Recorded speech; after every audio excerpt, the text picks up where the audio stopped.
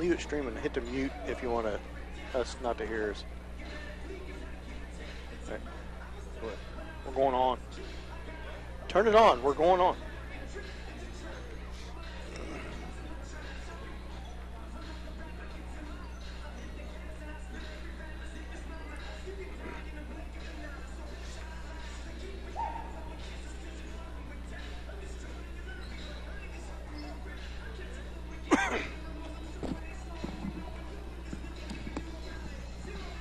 Well, welcome, everybody, to Billy Figure Fieldhouse. Dan Vitt alongside Mike McCracken tonight, bringing you the game versus St. Paul versus welcome Southeast to town here after the long Christmas break.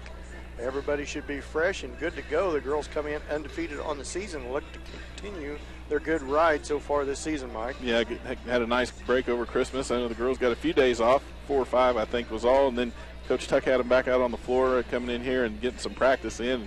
Getting ready to start up here for the meat of the season here after the Happy New Year to everyone and starting off the new year here and going to get into the meat part of the season going the next 2 months. We'll go about twice a week the rest of the way, I think, now once we're through all the holiday breaks. And hope everyone had a good holiday and should be a good night for basketball tonight. Should be a good night. Want everybody to know we are now officially streaming live on the internet. Just get on 105.5's website, click on the live stream, and you should be able to pick us up on YouTube. It'll direct you to YouTube, or it'll take you straight to YouTube, and should be able to watch the game live if you want to. So that's something new for Mike and I, trying to get all these wires plugged in and everything set up. This might be a good night to watch as a first time out, so it may be pretty entertaining, but we'll see how it goes. But also you should probably be aware that if you are going to try and watch us on YouTube on the live stream and also listen on the radio, there'll be a little bit of a difference in time. I think live broadcast on the radio and then the live stream broadcast got about a 10-second difference in them. So if you don't want to know whether the basket got made, you may want to just listen to the live stream. Be the same audio, it's just feeding in through the internet, so a little bit of delay there. Yeah, if you're going to listen across the internet. That'll keep you kind of up to speed. But like Mike said, there's a little bit of delay on the internet. So, excuse me, it should be good to go, as there's about 4.5 minutes left on the clock before we start. As I said, St. Paul girls is undefeated on the season, off to an excellent start, led by senior Caitlin O'Brien so far this year, playing, as you would expect, a lead role, along with Emily Winter, the other senior, and Sydney Rice. A good group of sophomores and a couple freshmen on the team. So look for the Indians continue their winning ways here, try to continue their winning ways against Southeast. Lady Indians played Southeast preseason tournament once, so it will be not unfamiliar territory. And then the Indians may or may not draw them, but Indians also go to the Southeast mid-season tournament here before long, so a lot of opportunities to possibly see Southeast this year. Yeah, it'll be fun to watch them play the Southeast girls again and see what's changed, since the last time they've seen them. It seems like every year Southeast one of those teams that you play a couple times. You got the tournament down at Southeast, and then they always come up here and play, and it's one of these teams that's kind of familiar to the Indians, both the boys and the girls, and it'll be fun to watch them. It always is a good contest. It seems like every year they give a pretty good game either way, and it'll be fun to see how that shows up tonight as the girls take the floor here. As both teams finishing their warm-ups, about 3 minutes, 11 seconds left on the clock. We'll stay here until we get ready for the national anthem here just directly. I see a bunch of, looks like the high school choir, junior, senior high school choir is going to sing the national anthem here directly as they finish warm-ups. Lady Indians off to a good start. Probably not as shooting as well from the outside as they'd like. We'll go over. I got some season so far stats. Coach Burke had sent me over the break, totaled up the season stats, and he'd sent me up to this date the year-long stats. Shooting percentage from three-point land, not that great for the Lady Indians, so I'm sure they worked on that over Christmas break. Now, there was rules on how much you could practice over Christmas break, so although they had a break was probably longer than practice. They just only got to start practice here a few days ago. Yeah, they had, I think, 5 days they were required to take off, probably the time between Christmas and New Year's, and so they give everyone a chance to go take care of their holiday obligations and everything like that. But I do know that once the holidays were over, they did have at least a walkthrough practice, I think, yesterday, and then again this morning again before they go back to school tomorrow. Is that right? No, went back today. Went back today, okay. Went back today, started school back today, so everybody back in session. I know there are not too many games tonight. A lot of the basketball game starts Friday night. I know Larry and the Blue Comets don't start again until Friday night. Although the Indians do not have anybody on their schedule Friday night, there is a game Friday night. Galena is going to come to town. That was moved from later in the season. The athletic director, Mr. Turlip, had told me during break that they figured out they both had an open date, and instead of that had the Indians and Galena playing at 3 games right before sub-state. So they moved that game to tonight to take that load off of both teams right before sub-state. Yeah, that would be nice for them to have a little bit of extra day off to rest or practice up as they get closer into sub-state there. So we're going to take a little 2-minute break. Hopefully they get the national anthem in that 2-minute break. We'll be back after this 2-minute timeout. You're listening to St. Paul Indian basketball on Hot 105.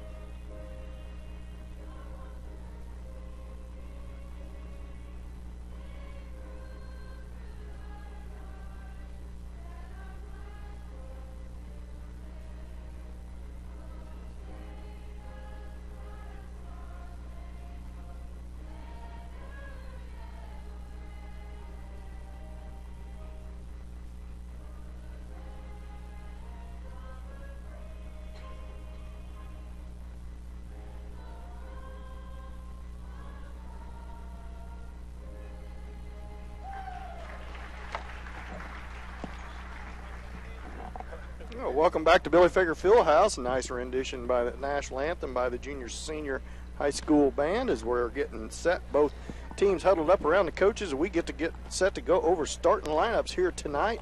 St. Paul host Southeast. Welcome Southeast into Billy Fager Fieldhouse.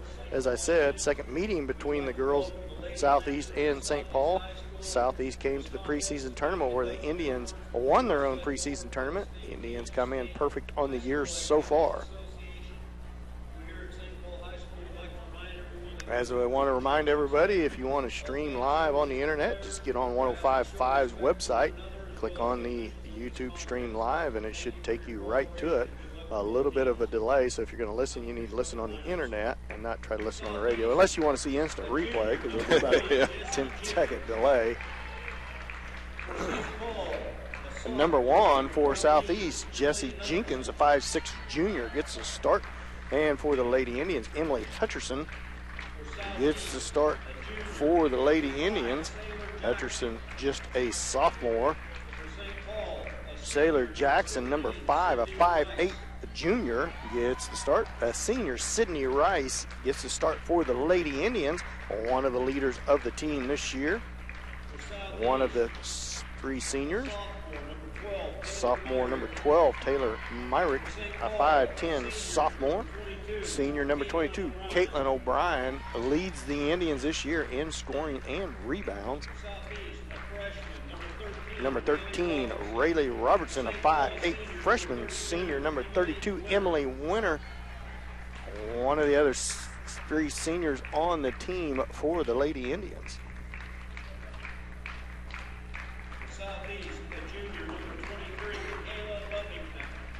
And last but not least, Buffington, Michaela Buffington, number 23, a 5'9" junior, gets to start for Southeast.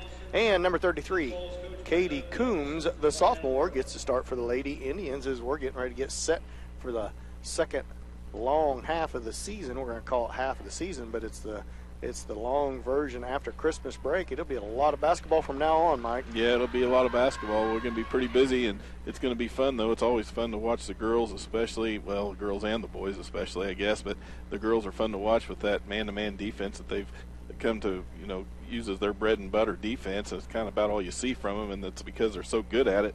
It's been pretty rough road for all the teams that's met up with them so far this season, trying to find an answer for it. Just haven't been able to do so. We'll see how Southeast does tonight, if they've changed anything up from the last time they see them. The Lady Indians no stranger to Southeast, so they know what they're in for, and then we'll see how it goes here. As we get set for tip-off, as both teams break huddle from their coaches and go to center court, where Caitlin O'Brien will head out to center court. She's going to jump against number 12, Taylor Myrick, the young sophomore. O'Brien, 79 points on the year, 15.8 on the season per game, so almost 16 points a game as Southeast comes out in a 3-2 zone defense. Winner at right wing, cross-court pass to O'Brien, cross-court pass back to Rice at the baseline. Rice drives in, and it's a turnover as number 5, Jackson, comes out with it, feeds it ahead, and it's going to be a travel on Southeast as Jackson tried to feed it ahead to Robertson, and she traveled with it. So one turnover in the game on the Indians, on each team, the Indians and Southeast. Second possession for the Indians. Now it looks like a 1-1-3 zone or a 2-3 zone. Cross-court pass to Hutcherson, fakes the 3, dribbles to the baseline, feeds it to Winter. Now back up to right guard to O'Brien. O'Brien to the top of the key with her left hand, down the baseline to Rice. Three-point shot from the baseline, long, no good.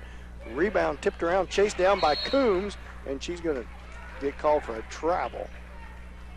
As the referee points the wrong direction, but Southeast basketball, so back-to-back turnovers on the Indians. One shot put up as Rice puts the shot up, but she could not hit from the baseline. Coombs chased down the rebound, but traveled, trying to keep from going out of bounds.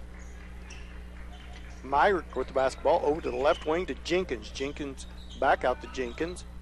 Had fed it back into Myrick. Back to Jenkins at the left baseline. Now up to Myrick. Give and go to number 5, Jackson. She misses his shot, gets her own rebound, but gets called for a block or a jump ball. Change of possession will stay with Southeast. Jackson goes underneath the basket with the basketball, looking for somebody to get on. Counts on, feed it to backside, shot up and short. A rebound, Emily Hutcherson for the Indians. She pushes the ball ahead to O'Brien, ahead of the crowd. O'Brien kicks it out to Winter. Winter, three-point shot from the baseline. In and out, no good. Over the back on Caitlin O'Brien. So that will be her first foul, first team foul on the Lady Indians. We'll give it back to Southeast. Myrick set to put the ball in play for Southeast. Feeds it into Jenkins. Jenkins picked up in the man-to-man defense by St. Paul. Picked up by Rice. Now fit to Robertson. Back to Robertson. Robertson over to Jackson. Jackson, 10-foot jump shot off the bank, no good. Tips around, and Rice comes out there with it. She pushes the ball down the court. Right to the lane she goes. Misses the layup. Rebound. Winter's put back, no good. Rice fights for it. Put back, good. And finally, the Indians get on the board, and they lead 2-0. Jackson right back down with the basketball, stopped by Hutcherson, tries to feed it inside. Hutcherson pokes it away and gets the turnover, feeds it to Rice. Rice to the free throw line and out to Winter at the baseline, back up to Hutcherson. Hutcherson holds the ball, left wing over to Caitlin O'Brien. Puts the ball fake, drives the baseline right to the lane. Good. Caitlin O'Brien, nobody stopped her, right to the left block and scores off the backboard. Caitlin O'Brien pretty strong on the baseline drive like that. Now turnover on Southeast on an errant pass. Gives it back to the Lady Indians, and it's going to be a timeout by Southeast. 30 seconds timeout, so we'll go ahead and stay here. So a decent start for the Lady Indians. Couple turnovers early in the game, but they've gotten the last 2 scores and they lead 4-0. Yeah, they're not looking rusty really. It's just a little bit slow getting started here, coming off the nice long break, but really not looking too bad so far considering the time off that they've had. Caitlin O'Brien picking up right where she left off. That's moved to the baseline. She puts on a nice ball fake and then is able to drive in underneath, and she is really tough to stop there.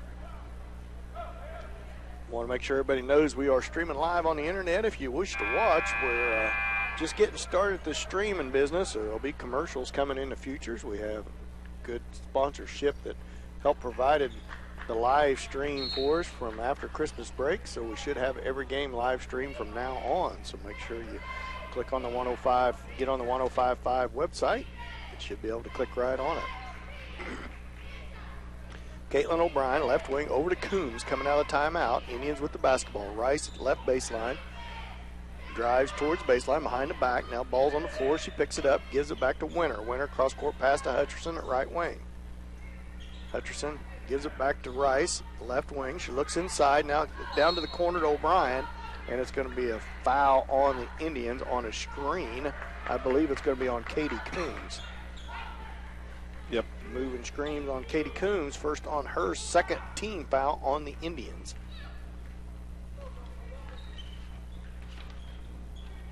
Jesse Jenkins with the basketball, feeds it over the left wing to Robertson.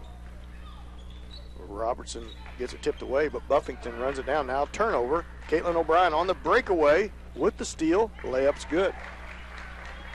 Want to thank Richie's for our pregame show. Kind of a short, abbreviated pregame show. I was trying to get all our streaming stuff set up. Always real proud of all the sponsors we got.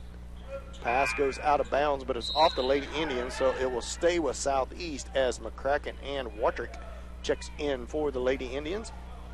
Our timeout sponsor is St. Paul Supermarket. Our tip-off was brought to you by Styles Fitness and more.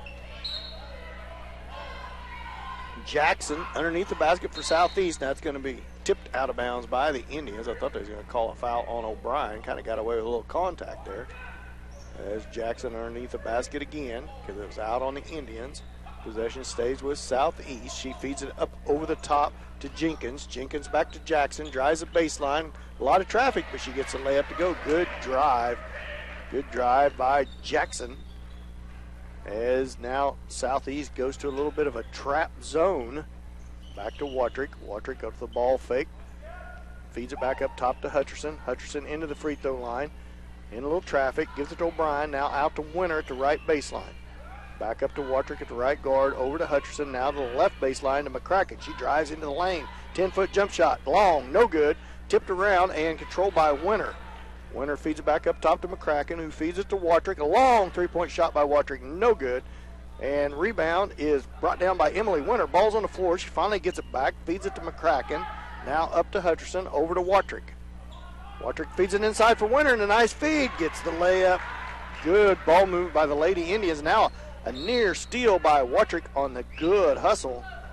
And it's out on her, so it'll stay with Southeast. St. Paul leads 8-2, 3:33 left to go here in the first quarter. That was a nice possession that time by the Indians. Moved the ball around and looking for that open shot. Had a good job on the boards, getting some rebounds in and following their shots too. Bittner checks in for Buffington for Southeast. As a little token man-to-man pressure by Watrick, full court. Jenkins with the basketball. Pestered out there by Watrick. She feeds it down court to Robertson, who feeds it over to Jackson, who drives the baseline. Tough shot by Jackson, no good. O'Brien with the rebound. O'Brien pushes the ball down. Gets that zone all the way into the lane. Layup good. Nobody stopped her. O'Brien just turned on the gas, went right by everyone. There's that Euro step that Caitlin O'Brien's famous for. And turnover on Southeast. Gives it back to the Lady Indians. So the Lady Indians starting to warm up a little bit here. They lead 10-2, 3:04 left. As Rice and Coombs checks back into the ball game for the Lady Indians. So right now it's Watrick, Rice, O'Brien, Coombs, and McCracken on the floor for the Lady Indians. 1-3-1 zone by Southeast. O'Brien with the ball, left wing over to McCracken. McCracken dribbles the top of the key, feeds it over to O'Brien at the left guard. Three-point shot on the way. Off, no good. Rebound, Rice. Rice ball fake, in a lot of traffic. Boy, a lot of contact, no call, but it's going to stay with St. Paul because it was out on Bittner.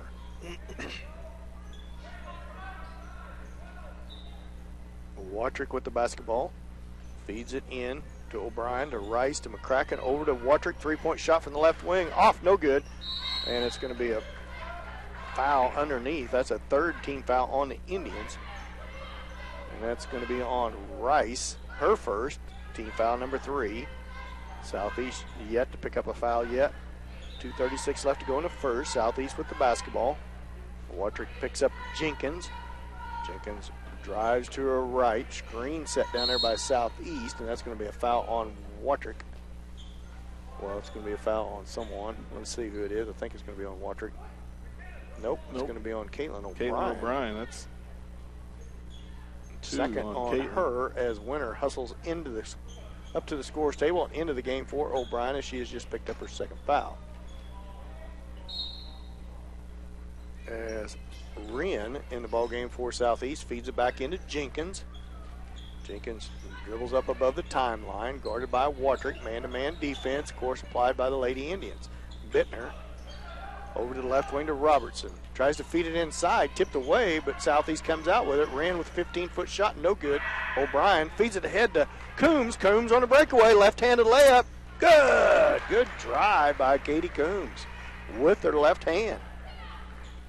Jenkins back down. The Indians lead 12-2. 2 minutes left to go in the first. Feeds it to Robertson at left wing. Guarded out there by McCracken. Steal by Winter. Winter on the breakaway. Layup, good by Emily Winter. A lot of pressure there by Robertson, but she got it to go. So the Indians' shooting percentage going to be pretty decent underneath that basket with a lot of steals. Most of their field goals have been on layups. They lead 14-2 with a little over a minute left to go in the first quarter. Jenkins at right wing, long three-point shot, off, no good. Rebound, Emily Winter. She feeds it out to Rice. Rice pushes the ball up the floor on the right side. A little hesitation right in the lane. Layup no good, but she's fouled, so she'll go to the line to shoot 2. That was a good strong move to the basket by Sydney Rice. Rice goes to the line for the Indians. Shoot the first free throws of the night. First foul on Southeast. First on Bittner.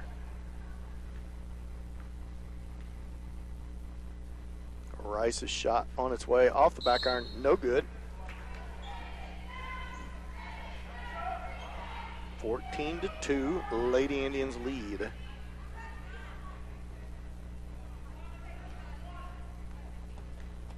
Mike, if you want to look at some year stats there, it's on my phone there. And Rice makes her second. There's some color for the color man, buddy. That's right. Back down comes Jackson comes down hard, has it poked away, but Southeast retains possession. Wren with the basketball, drives the baseline. Shots up, partially blocked by the Indians, chased down by Watrick, feeds it over to Rice. Rice dribbles back down towards the free throw line, kicks it out to Winter. Three-point shot from the baseline is good, and by Emily Winter. Timeout, Southeast, full timeout. We'll be back after this 1 minute timeout. You're listening to St. Paul basketball on Hot 105. I muted that.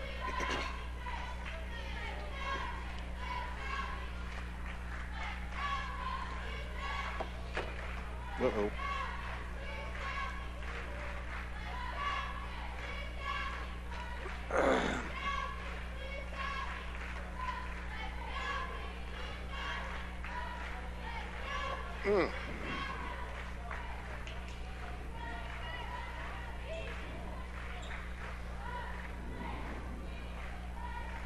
Larry says we're coming through nice and clear. Is that Larry? Nothing. Nope. Welcome back to Billy Fager Fieldhouse, where the Lady Indians lead 18-2. We're still in the first quarter, but Southeast Coach Sanders calls a timeout. Not happy with his squad as the whistle blows and each team heads back to the floor. It's always fun watching Southeast. Coach Sanders, one of the more animated coaches that we see, and he does a good job of getting the girls fired up and motivated, but it's just kind of fun to sit up here sometimes and watch. It's kind of the tale of two coaches. Coach Tuck pretty calm and collected all the time. Coach Sanders gets a little excited. Southeast back down with the basketball as Thompson's in the game for Southeast. Feeds it to Bittner, over to Jackson. Jackson picked up out there by Hutcherson and tipped away and stolen by Rice. Rice feeds it over to Hutcherson. Hutcherson feeds it out to Winter. Winter back up to Carter, who's in the game for the Lady Indians. Good backdoor feed to Winter, and she misses the layup. Fighting for the basketball, and Southeast comes out with it. It's going to be a carry on Buffington. Emily Winter had a clean look underneath the basket, just couldn't convert there. As number 24 comes in the game, Hartman for Southeast. Sydney Rice averaging 11.2 points a game for the Lady Indians thus far. So between Rice and O'Brien, about 27 points a game. So Lady Indians already up to 18. Nice scoring across the board for the Lady Indians. Every team on the roster has a scoring average, so that's always nice to know. Good feed inside the Winter, layup good from Hutcherson. She didn't miss it that time. And Thompson with the basketball, pestered out there by Rice. Shot on the way at the buzzer is good by Hartman. So first quarter score, 20-4, Lady Indians lead. This timeout's going to be brought to you by St. Paul Margaret. We'll be back after this 1 minute timeout. You're listening to St. Paul basketball on Hot 105.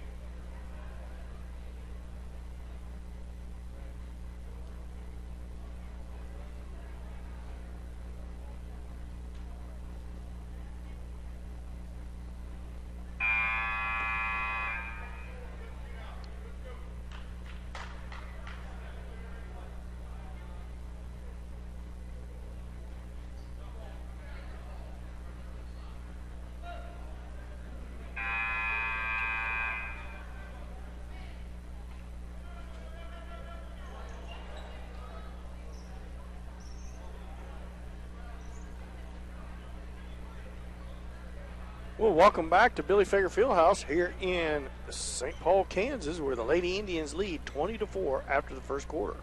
Pretty nice first quarter put together by the Lady Indians. Comfortable 16-point lead here. They will start with the basketball. Wartrick has the ball up above the timeline, feeds it over to Hutcherson at left wing. That time, our first quarter timeout was brought to you by St. Paul Supermarket. McCracken, boy, she traveled, but she gets away with it. Feeds it to Coons, off to Wartrick. Wartrick back up top to Hutcherson, over to O'Brien. O'Brien drives the baseline all the way the lane, and it's going to be a block. It's going to be a foul on Southeast on Jackson.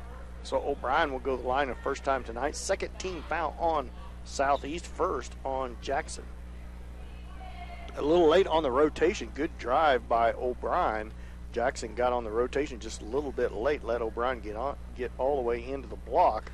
O'Brien misses the layup. Now misses the first free throw.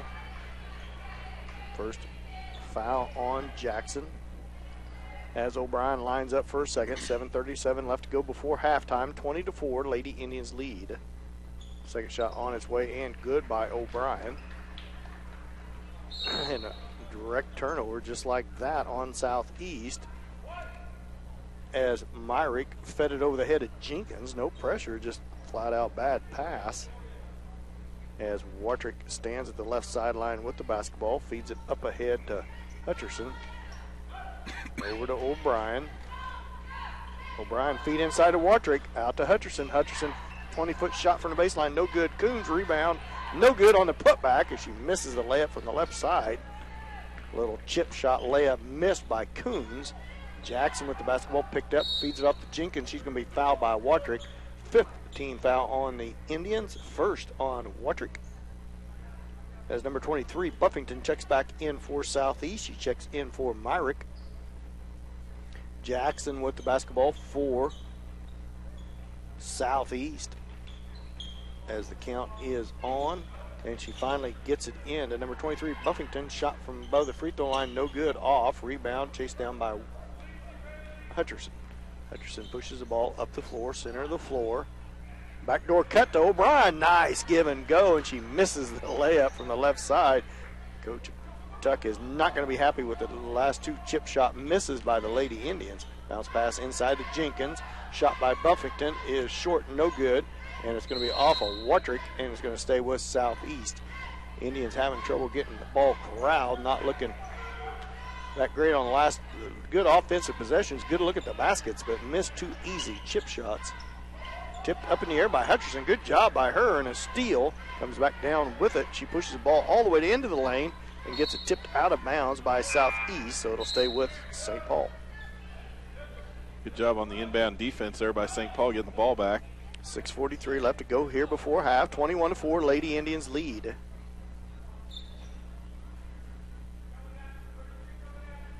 Wattrick with the basketball, feeds it into Hutcherson, who feeds it into O'Brien at the left block. O'Brien, a couple ball fakes, drives into the lane. Shot in front of the lane, off the backboard, strong, no good. Rebound Southeast by Myrick. Now Wattrick out there pestering for the balls on the floor. And finally, Southeast comes out with it, feeds it back to Jackson. Jackson backdoor feed, blocked out of bounds by O'Brien. Well, O'Brien just all over the place. She was back there on the turnover, and then she hustled down the court, made a nice block from behind. Good pass from Jackson to Buffington, but good hustle by O'Brien getting back and blocking that shot.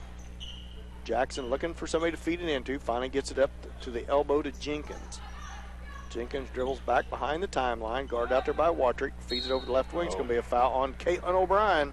16 foul, third on O'Brien, so she's going to have to come to the bench, picking up her third foul early here in the second quarter. Just a little bit too aggressive that time by Caitlin O'Brien. She had the right idea, just couldn't get herself stopped before she bumped her. She's going to have to spend some time on the bench now, probably the last 6 minutes of this quarter. Yep. Going to have to rely on her teammates. That's one thing the Indians do not have. They're not that deep. So they need to stay out of foul trouble. Jackson with the basketball, step back 20-footer, no good. Wattrick with the rebound. Wattrick pushes it ahead to Hutcherson. Hutcherson jump stop, bounce pass inside to Coombs. Coombs cross court back up top to Wattrick, over to Rice. Rice drives into the lane. 7-foot shot, no good. Tipped around and controlled by, it's going to be a jump ball as on the tie-up. On the tie-up, it goes back to Southeast. Sydney Rice just fearless as she goes into the lane there. She is not afraid to drive in there and take the shot. Indians getting some good looks, but have went cold from the field. Jackson with the basketball. That's a carry. Gets it poked away from Wattrick. Ends up at Hutcherson's hands all the way down the court. Left-hand layup. Tough shot. No good. Coombs with the rebound. Put back. No good. Jackson out there with it. Back down the court she comes. Wattrick with her. Jackson's pull-up shot rolls off the rim. No good. Rebound Southeast. And she's going to get fouled underneath the basket. That's Buffington. And she's going to go to the line to shoot two. 21-4. Lady Indians lead. 5:33 left to go before half. Buffington goes to the line to shoot two. Second foul on Katie Coombs. Seventh team foul on the Lady Indians. So in the bonus the rest of the way is Southeast. Shot in and out by Buffington.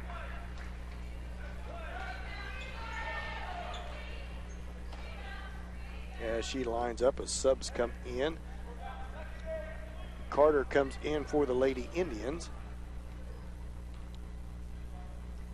Buffington lines up for her second free throw. It's up on its way and rattles in good, so she gets 1 out of 2. 21-5. Lady Indians lead by 16. Behind the back dribble by Rice. Right wing over to Hutcherson. Back up top to Wattrick. Wattrick over to Carter. Bounce pass inside to Winter. Winter, a lot of traffic in there. Feeds it back out to Rice. Cross court pass to Wattrick. Up to Hutcherson. Feed inside to Winter on the opposite side. Cross court pass to Rice. Rice over to Hutcherson. Ball fake. Drives into the lane and gets tied up with the jump ball, but that'll stay with the Lady Indians on the change of possession. On the possession arrow, I should say. Pretty good job of defense there by Southeast on that possession. Keeping them strung out. St. Paul with the basketball. Wattrick underneath the Indians' basket. Feeds it in to Hutcherson, who feeds it to Rice. Back out to Hutcherson. Long three-point shot by Emily Hutcherson. Off the rim, no good. Rebound Rice. Put back good. The Lady Indians finally get a field goal. Hadn't scored in 2 or 3 minutes. Jenkins ahead. Feed inside. Poked away by Winter. And Wattrick comes out there with it. Wattrick pushes the ball back down for Carter. Carter kicks it out to Hutcherson. 15-foot shot is long off the back rim. Winter with the rebound. Putback is good with the left hand. Emily Winter with a rebound and the putback with the left hand. Turnover, gives it back to Hutcherson. Hutcherson to Watrick. Watrick to Rice. Rice from the block. Layup long, no good. Buffington with the rebound. Ooh, back and forth we go, Mike. Poked away by Watrick. Rice comes out with it. Layup, no good. And it's going to be a foul on Jenkins. Holy cow, let me catch my breath. That's what I'm thinking. And Watrick's going to go to the line to shoot. Oh, no, that's on what? I called that foul on Taylor Watrick. And I was so busy pushing numbers in, I didn't see what happened. I did, and I would never guess that one. Yeah. It looked like that was a foul on Jenkins all the way, but they seen it the other way around. So Jenkins will go to the line to shoot to 1-1 as Watrick has just picked up her second foul, so she comes to the bench as Jenkins settles in for the front end of the 1-1, and it's off, no good. Hutcherson with the rebound. Hutcherson back, picks up her dribble. Now the ball tipped away, and Rice somehow comes out with it. She gets it poked away, and it's stolen by Robertson. Southeast with the basketball. Jenkins down to Jackson. Jackson feeds it inside. Turnaround shot, no good from the block. Myrick had a good look at it, couldn't get it to go. Hutcherson feeds it to Rice. Rice getting threatened to double team out there. She drives around the double team, feeds it. Nobody home, and straight out of bounds. Turnover on Rice, so it'll go back to Southeast. Rice did a good job blocking the double team, kicked it out to the right wing, thinking there'd be somebody there, and there was nobody home. Well, I think she was intending to throw it to Katie Carter, who was there when she started the drive, and then Katie drifted around towards the top of the key as she went towards the lane. She was not there on the pass. Jenkins with the basketball, picked up by Rice. Feeds it to Buffington. Buffington back to Jenkins, and she traveled with the basketball. She's trying to chase it down. So a lot of turnovers in the game by both teams. Lady Indians going pretty fast here lately. Quite a few turnovers as O'Brien and Watrick going to spend quite a bit of time on the bench. O'Brien has 3 fouls and Watrick has 2. So need to slow down here a little bit, get some good possessions as McCracken takes a long three-pointer, no good. A rebound Southeast by Robertson. Robertson back up above the timeline, guarded out there by Carter. Feeds it to Jackson, who drives the baseline against Hutcherson. Double teamed out there, and it's going to be a block shot and a jump ball, and it'll stay with Southeast on the possession arrow. Good defense by Emily Winter. Just put her hand right on top of the ball as she went up for the shot, got the jump call. Jackson drove against Hutcherson. Pretty good defense by Hutcherson, but Emily Winter stepped in there with the help defense. Jackson had nowhere to go in no man's land, had it blocked by Winter. Southeast gets it fed inside, now poked away by Winter, or by Hutcherson. Hutcherson with the ball, feeds it to McCracken. She pulls it back out wisely because nobody down there for the Lady Indians yet. Carter pressured up there, gets it off to Rice. Little 2-3 zone with a trapper. Rice into the lane, bounce pass over to Winter, out to Carter, sets her feet, three-point shot. Carter, no good, off the rim. Good look at it. Myrick with the rebound, feeds it to Jenkins. Jenkins ahead to Jackson, into the center of the lane, off her foot, no kick called. Shot up and good by Robertson. 25-7, 2:21 left to go before half. Indians lead. Now a little 3-2 zone look by Southeast. Carter with the basketball. Cross-court pass by Hutcherson. Jackson thought about trying to jump in there to steal it. Couldn't get there in time. Rice's three-point shot, no good. Winter poked it away from Buffington and gets the left-handed layup. Good job by her poking that basketball away. Jackson loses the handle on it, and Hutcherson comes out there with it. She feeds it ahead. It's going to be off of Rice. Good. As Hutcherson tried to feed that ahead into traffic to Rice, she couldn't get the handle on it and knocked out of bounds off of her hand. So as good as hustle as that was by Emily Hutcherson, come up with that steal. It's kind of a bad pass on the feed, gives it right back to Southeast. Hartman feeds it back into Jenkins. Jenkins picked up out there by Rice. Rice over to Robertson. Now stolen by Hutcherson again. Hutcherson all the way down the court. A lot of traffic down there. Bittner knocked out of bounds off of Bittner, and it'll stay with the Lady Indians. 1:31 left to go in the first half, 27-7. Indians up by 20. Rice with the basketball gets it into McCracken. McCracken, lazy pass. Lazy pass to Carter and telegraphed it, and Robertson jumped right in the passing lane. You could see that coming. Just expecting nobody to be there and let him make the pass, and they didn't. Bittner with the ball guarded by Winter. Winter gets it to Hartman. Hartman drives the baseline, gets it knocked out of bounds off the Lady Indians. It'll stay with Southeast. Hartman with the ball out of bounds, getting ready to get the ball out of bounds. Hartman with it now. Looks, cross-court pass to Jenkins. Jenkins drives towards the left block, puts the shot up, it's no good. Chases down her own rebound after it was tipped around by a couple Indians. Hartman back to Jenkins, over to Robertson. Robertson holds it to the left wing, drives towards the elbow. She kicks it out to Myrick. Myrick back to Robertson, over to Hartman. Back to Myrick. Now over to Bittner at the right wing. Feeds it up top to Jenkins. Picked up out there by Rice. She picks up her dribble. In a little bit of trouble. Now gets the back cut. Shot up and good. Good tough shot by Robertson. With 32 seconds left to go in the first half. 27-9. Lady Indians lead by 18. Look for the Indians try to take the last shot here. This squad for the Indians has been on the court a long time in the second quarter.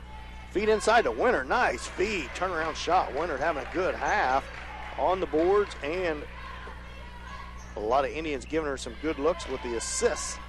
Jenkins with it with 6 seconds left. Drives into the lane. 10-foot jump shot off the rim. No good. 2 seconds. 1 second. Rice half-court shot. No good. Halftime score 29-9. Lady Indians lead by 20. We'll be back with your halftime show. Going to be brought to you by St. Paul Tire and Lube after this 2-minute timeout. You're listening to St. Paul basketball on Hot 105.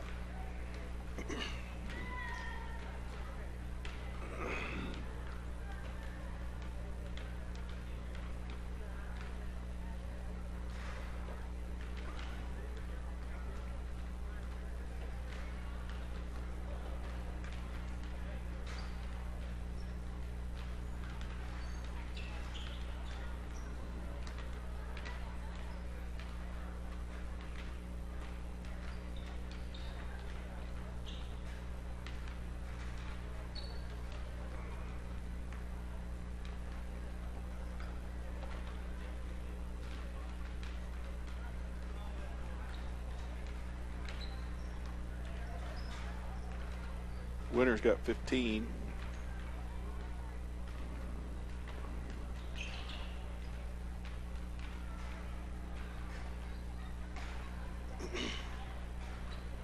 Let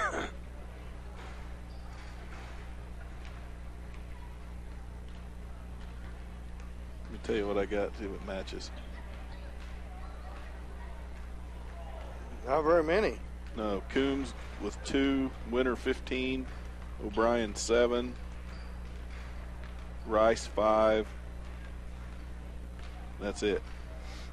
He's got Coombs with 2, Winter with 13, O'Brien with 9, and Rice with 5. O'Brien with 9?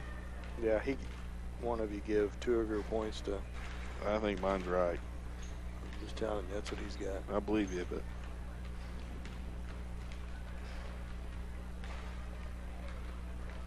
Ooh-wee. We're 1 for 10 from three-point land, shooting 10%. Let's see.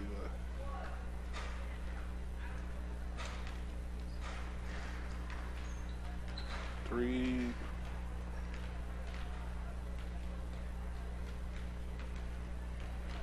I got 1 for 11. 3. I give Sydney Rice the 3-pointer on that long shot at halftime. I'll bet. Do what? I You gave did? Sydney Rice the Well, it 3-point. was. Well, I know, but I got 1 for 11. You got 1 for 10. 2 points. I got 12 of 26. 12 of 27.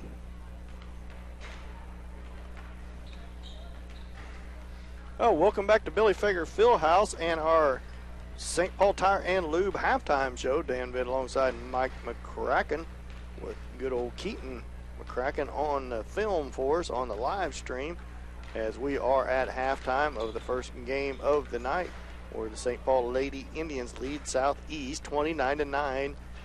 Not the best, prettiest half in the world, but the Indians with a nice, comfortable lead here, Mike. Yeah, it wasn't the best first half in the world, but you'd expect a little bit of that off of a break. You hate to make any excuses. I know early on in the season we were saying, well, it's early in the season. Well, we're not early in the season anymore, but we are coming off a pretty long break and getting a little time to get their chemistry back together. But they've got a 29-9 lead here at halftime against a decent Southeast team, I think, and it's still relying on that man defense that they're so good at to help them out a lot with the turnovers. And then they're just not being able to make some of the baskets that they need to make, which I think we'll see that come around probably even here in the second half. They'll make up for that a little bit. Coach Tuck will have a nice visit with them at halftime. But overall, I think pretty good first half considering coming off of the break by the Lady Indians. I think we'll see improvement as we go on the second half and for sure as we move on further along in the season. Nice crowd on hand here tonight where Southeast comes to town after the long Christmas break. It's always good. Over Christmas break, you get to see a lot of college kids on their extended college break here come to games that maybe watching big brother, big sister, or just friends or ex-teammates or whatever it may be, so that's always a good time for them. Yeah, I see some of the alumni over there getting a chance to watch, especially some of the graduates from last year, get a chance to come back and watch their old teammates play and see what things have changed and sit up there in the stands and relive some of their old glory days. I know there's a couple of boys up there I see that are probably doing that right now. We'll see how that goes in the boys' game, but it's always nice to get everyone back for the holidays, and that's one of the nice things about having a game right after the break is that they get a chance to come in here and see one, because if they're off to college, a lot of times they don't get a chance to come and watch a game live, but they can now, obviously, reminder, they can watch the games live stream on our YouTube channel now, so that'll help out a little bit with some of these people that aren't able to make it to all the games. Yeah, everybody spread the word, because it'd be nice for people to be able to, if you're not in radio range, of course you can still pick it up on the internet, but now you can stream live on 105.5, so we'll look that up as long as we can get everything plugged in and get everything to work as we go on the road with this wires and computers and all this stuff, Mike. Yeah, it's turned into be pretty high tech for a couple guys like us to figure out, but we're going to do our best to make sure it's on and keep it running. At least one of us anyway. The other one's pretty good at it. 29-9, Lady Indians lead. We're going to take another break. When we come back from that break, Michael has some first half stats for us where the St. Paul Lady Indians lead 29-9. Welcome to our St. Paul Tire and Lube halftime show. About 4:24 left in this halftime of the girls' game. We'll be back after this 2-minute timeout. This is St. Paul basketball on Hot 105.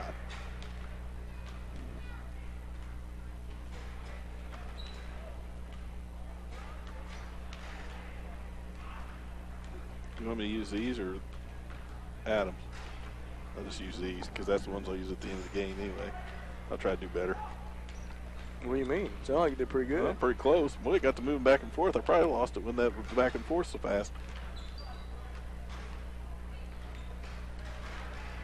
Yeah, you thought you was going to run that camera? Yeah, you're right about that. How buddy? Yeah.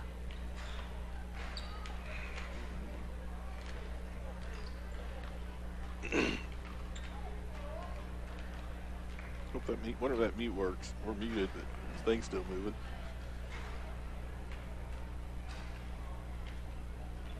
If you're listening to us live on YouTube, you get a little bonus conversation here. We don't know if our mute button's working. Try it out, see what happens.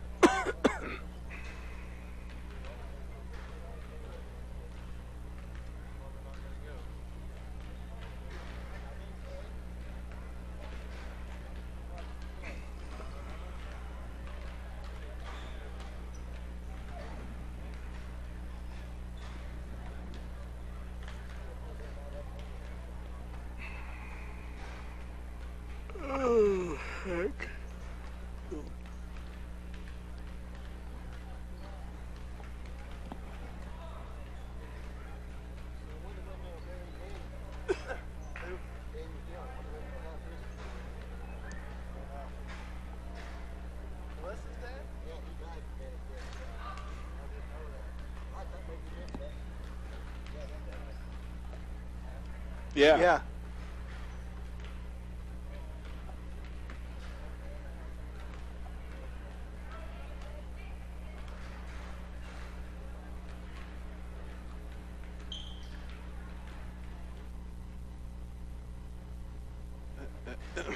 Hang on. Hang on a minute, Marissa. We couldn't hear you over the commercial there. What'd you say? Are we back on? Yeah, we can hear you now. Yeah.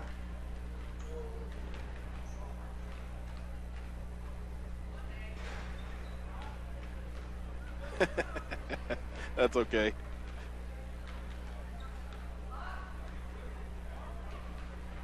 Okay.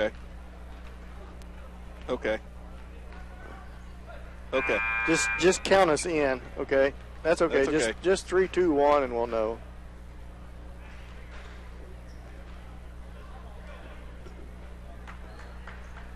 Welcome back to Billy Fager Fieldhouse, St. Paul. Dan Bid alongside Mike McCracken. St. Paul leads 29-9 here coming out of halftime. Thanks for listening to our St. Paul Tire and Lube. We didn't get the stats in yet because we had to add a little commercial there. Mike, what do you got? I can tell you pretty quickly, though, there's not a lot of stats to give. It's a lot of Emily Winter. She had 15 points in the first half, led all scorers. Caitlin O'Brien with 7. Katie Coombs had 2 points, and that was about it, other than 5 points for Sydney Rice for the Lady Indians. So a lot of work in there by Emily Winter, especially under the board. She took advantage of some opportunities that she had. Caitlin O'Brien got a little bit of foul trouble, and so she was slowed down a little bit in that second quarter, had to spend some time on the bench. Overall, though, not really great numbers. 35% from the field, only 50% from the free throw line. From three-point land, they were 1 of 11, so got some cleaning up to do, I think, as far as making their shots, but Emily Winter not having much trouble. If they can get the ball to her underneath, she's doing a pretty good job. Oh, well, Emily Winter having a good half as Caitlin O'Brien and Taylor Wattrick spend quite a bit of time over that second quarter on the bench because of foul trouble. St. Paul starts with the basketball to start this second half. Emily Hutcherson feeds it off to Rice. Excuse me. Cross-court pass stolen by Jackson. Jackson 2-on-1, backdoor feed and pass. Robertson shot up and good for the left block. Rice pushes the ball right back down, feeds it off to Hutcherson. Cross-court pass up top to O'Brien. Over to Winter at the left wing. Back up top to Coombs. Coombs holds it overhead, feeds it to the corner to Hutcherson. Hutcherson feed inside, stolen on another bad pass. Myrick with the steal. St. Paul looking a little sluggish coming out of halftime here, knocked out of bounds by Rice. It'll stay with Southeast. And 30-second timeout by St. Paul. I'm sure Coach Tuck is not going to be happy coming out of halftime. 2 straight turnovers as the Indians look sloppy on offense down here. 29-11. St. Paul up by 18. I got St. Paul with 6 turnovers in the first half as opposed to, 15 for Southeast. So there's your difference on that defense, how much more effective they are with that man defense. 29-11. St. Paul leads. St. Paul needs to clean up the turnovers. A couple of bad passes in a row where Lady Indians telegraphing her passes inside. Southeast stepping into the passing lane as we're just underway in the third here. Southeast will have possession of the basketball as Jackson gets set to put the ball in play for Southeast. Feeds it up top to Jenkins. Jenkins hands it to Jackson. Jackson picked up out there by Winter. Tipped away by Winter. Ball's on the floor, and it's going to be a foul on Hutcherson. Somebody. I'm not real sure who. Hutcherson ended up on the floor. It's going to be on Southeast. Oh, you're right. It's going to be on Buffington, I believe. Number 23. First on her. First team foul of the second half on Southeast. Good hustle by Hutcherson, causing that turnover. As Buffington shoves her, she ended up on the ground. Almost a bad pass by Hutcherson. O'Brien with the ball, cross-court pass over to Hutcherson.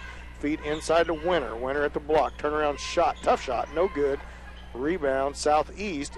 Ball's timeout Southeast as number 12, Myrick, comes out of there with it. Had her. She was on the floor, and O'Brien was getting ready to poke her away, and Coach Sanders swiftly called a timeout and got it granted. 30-second timeout. We'll go ahead and stay here. 29-11 is the score. Lady Indians lead by 18. Yeah, things getting picked back up here at halftime, and Coach Tuck probably just as happy to have that as Coach Sanders was calling it, because Coach Tuck down here having a conversation with the girls, try to get them settled back down here, get back to playing their game here in the second half. Southeast will have possession of the basketball. 6:45 left to go in the third. Lady Indians lead 29-11.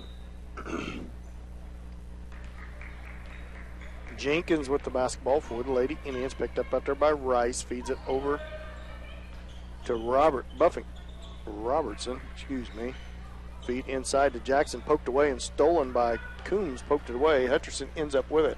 Hutcherson all the way to the lane, gets it blocked. A lot of traffic, been better off bringing that out and setting up the offense. Robertson over to Myrick. Myrick guarded by O'Brien. Now cross-court pass, balls ends up on the floor, tied up by Hutcherson, so it'll stay with Southeast. Boy, it seems like Southeast gets every one of those possession They're ball arrows. again on the third or on the jump. The Indians started the third quarter with the basketball, so it is obviously Southeast balls. Feed up top to Jenkins. Jenkins feeds it to Jackson. She's picked up out there by Hutcherson. Off to the left wing, three-point shot up and good by Robertson.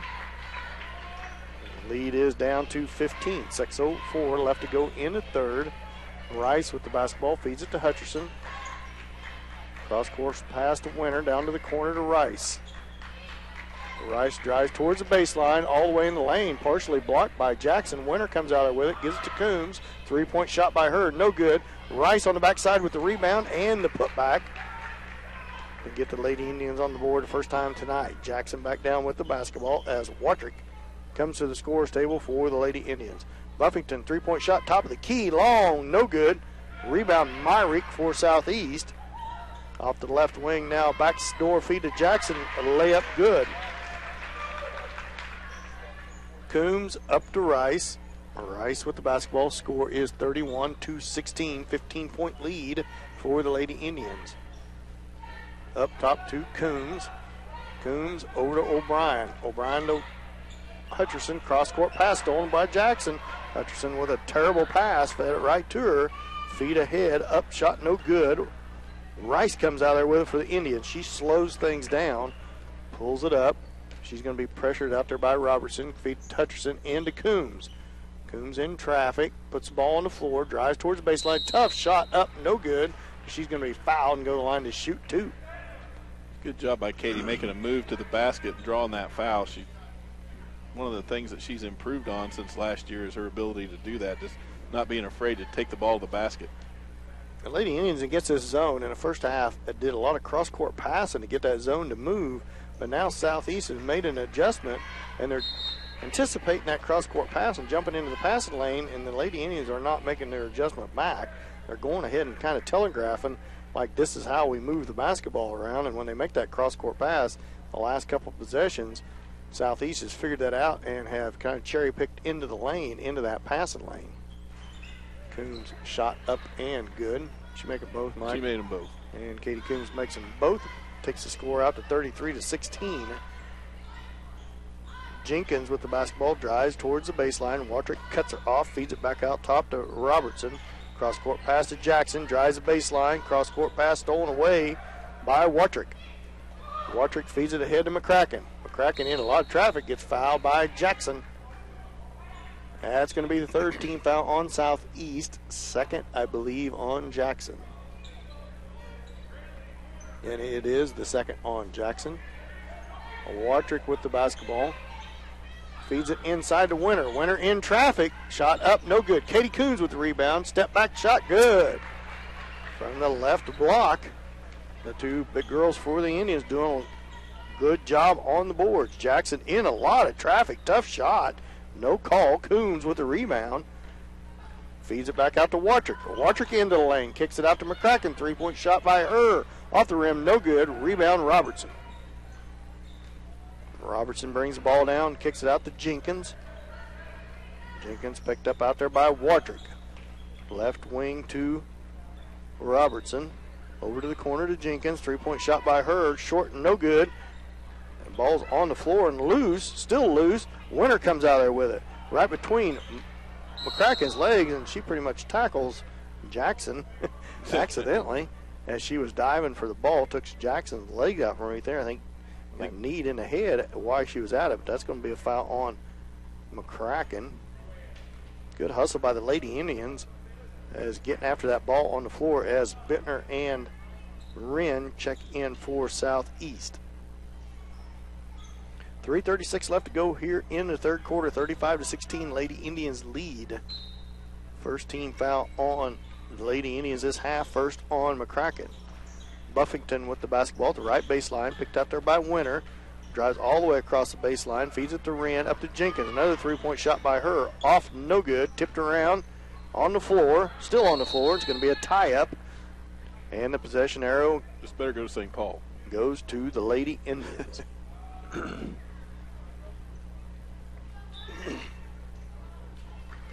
The Lady Indians, and it hasn't been any better, but they was 1 for 10 or 11 in that first half from three-point land, only shooting 10%. Yeah. That percentage has not climbed any at all this half so far. Coombs from the right elbow, partially blocked by Bittner. She took too long to get that shot off, and Watrick feeds it ahead to O'Brien, and it off her and out of bounds off of O'Brien. Turnover goes back to Southeast as the sloppy play continues. Caitlin O'Brien playing out there with 3 fouls, so she'll have to be pretty careful. Jenkins with the basketball for Southeast, picked up by Watrick. Feeds it off to the left to Wren. Wren tries to feed it inside. Winter steps in and steals it. Winter comes down in traffic, picks up her dribble, feeds it to McCracken, who feeds it back out top to Watrick, over to the left wing to O'Brien. Sets her feet, three-point shot, in and out, no good. Tipped out of bounds, and it's going to be off of Southeast, off of Buffington, I believe. So it'll stay with the Lady Indians as Katie Carter checks into the game, and Winter comes out. So right now it is O'Brien, Coombs, Watrick, McCracken, and Carter in the game for the Lady Indians. Feed into Carter. She reverses it back to Watrick. Watrick feed inside to Coombs. Coombs puts the ball on the floor. Tough shot, and Carter comes up with the rebound. Cross-court pass over to McCracken. McCracken thought about the three, passed on it. Watrick feed inside to O'Brien. Turnaround shot right in front of the rim, no good. Fights for her own rebound, put back, no good. A lot of contact, and that's going to be a foul on Watrick. And that'll be the second team foul on the Lady Indians, third, I believe, on Taylor Watrick. You are correct. Rice comes back to the scorers table for the Lady Indians. 2:15 left to go in the third. Lady Indians lead 35-16. Bittner feeds it into Jackson. Jackson with the basketball left wing over to Wren, back up top to Jackson, guarded out there by Rice. 2:04 left to go in the third, into Bittner. Bittner kicks it out to Hartman. Three-point shot by Jackson off the backboard, good. As Jackson hits from the outside, cuts the lead to 35-22. 35-19. Oh, excuse me, 35-19. O'Brien with the ball, Rice over to Carter, over to McCracken. Against his zone defense. McCracken reverses it to O'Brien, puts the ball fake, drives the baseline. Tough shot by O'Brien, off the rim, no good. And that's going to be out of bounds, off of Southeast, as O'Brien ended up on the floor, and Buffington got the rebound, but when she came down, she tripped over O'Brien. The ball rolls out of bounds. So it'll stay with the Lady Indians under their own basket. Rice set to put the ball in play for the Lady Indians. Gets it to McCracken, over to O'Brien, to Carter, reverses it back to O'Brien, the baseline to McCracken, three-point shot from the left baseline, long, no good. Coombs with the rebound, put back good. Good job by Katie Coombs on the boards. Back down comes Southeast with the basketball. Jackson with the ball. Drives to her left, feeds it to Wren. Wren up top to Bittner. Back to Jackson, drives in the lane in front of the rim. Tough shot, no good. Out of bounds. It's going to be off of her, as I thought it was tipped, but I guess not. Just a Tough shot by Jackson, goes out of bounds, turns it back over to the Lady Indians.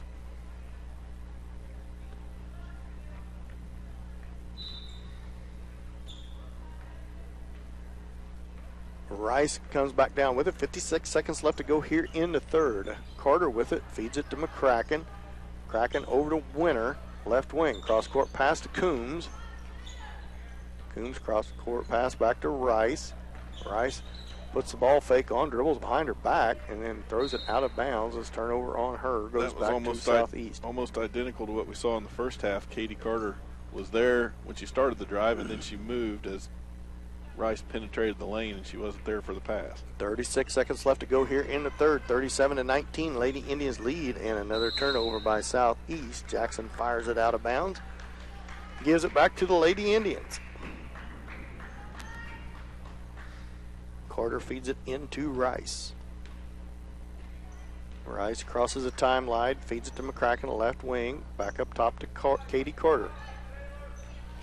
Over to Rice, feeds it inside of Coombs. That should be a foul on Bittner, and it's not, as she came through Coombs to knock that ball away.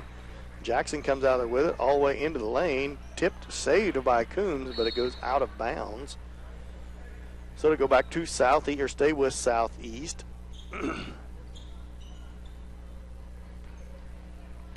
Jackson set to put the ball in play for Southeast. She's looking, feeds it inside. Now they're going to call Emily Winter. That could have been called down here on this end, but it wasn't, as Bittner came right through Coombs, tipped the ball away. This time they're going to get Winter, I believe, with the foul. Third team foul on the Lady Indians. As Jackson set to put the ball in play for Southeast, gets it into Wren. Wren to Buffington. 3 seconds left. Jackson with a buzzer shot, 10-footer from the baseline is good. 37-21. Lady Indians lead by 16. As we get ready to start the fourth quarter, we'll be back after this 1-minute timeout. This is St. Paul basketball on Hot 105. Give me that ball of water out of that bag. Yeah.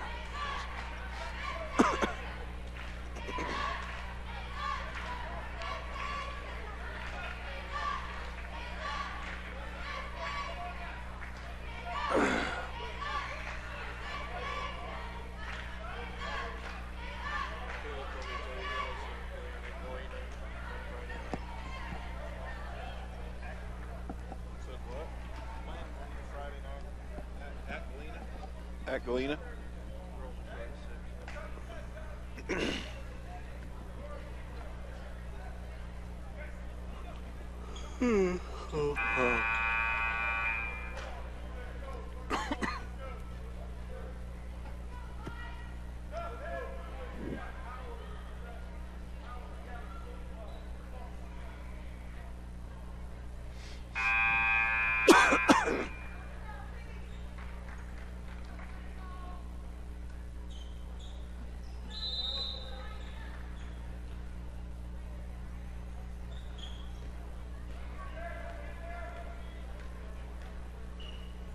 Well, welcome back to Billy Fieldhouse as we are underway here in the fourth quarter. Southeast starts with possession of the ball and turns the basketball over, so the Indians will get the ball here.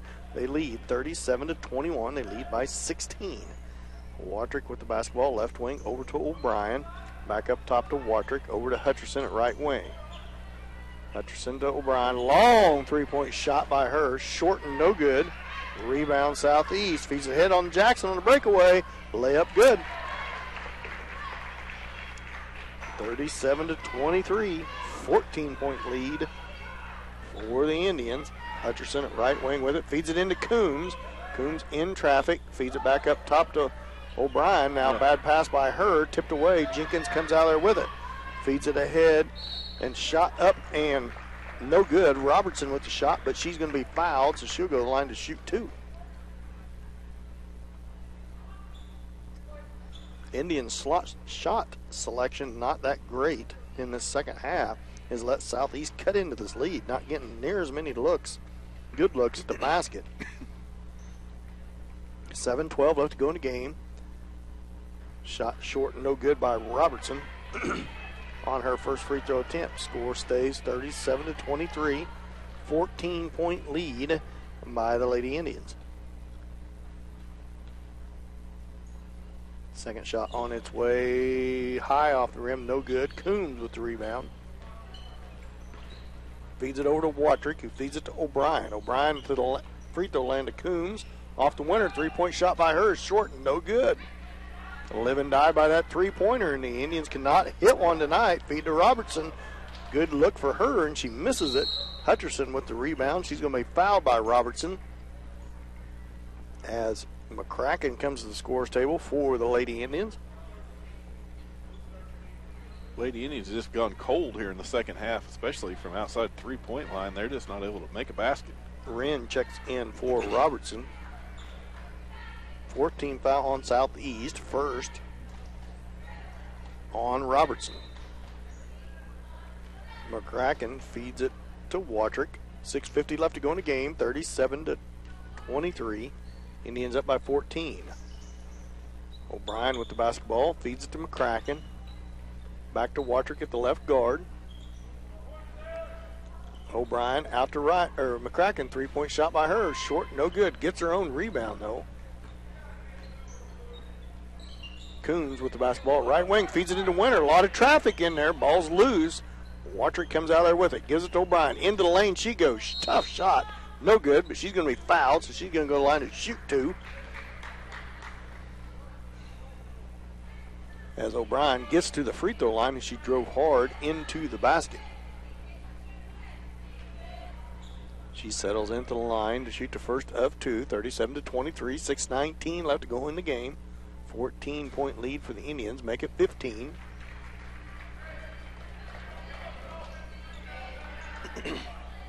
O'Brien settles in for her second. Trying to make it a 16-point lead, and does. 39-23, 6:19 left to go in the ball game. Jenkins with the ball, guarded by Watrick. 14 fouls on the Lady Indians. Jenkins about loses it, gets it off the Wren.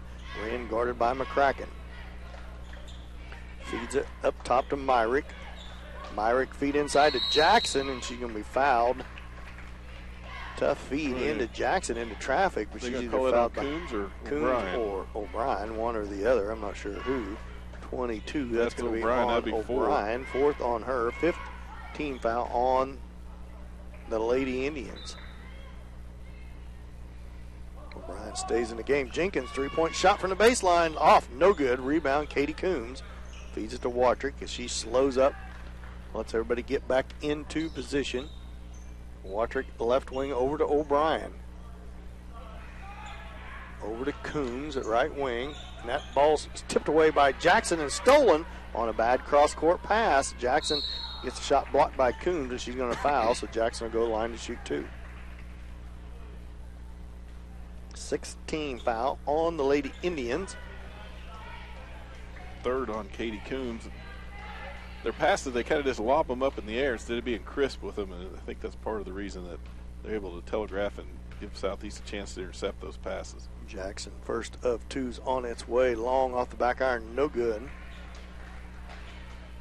5:39 left to go in the game. 39-23. Lady Indians lead is 16 currently. Second shot by Jackson on its way. Good.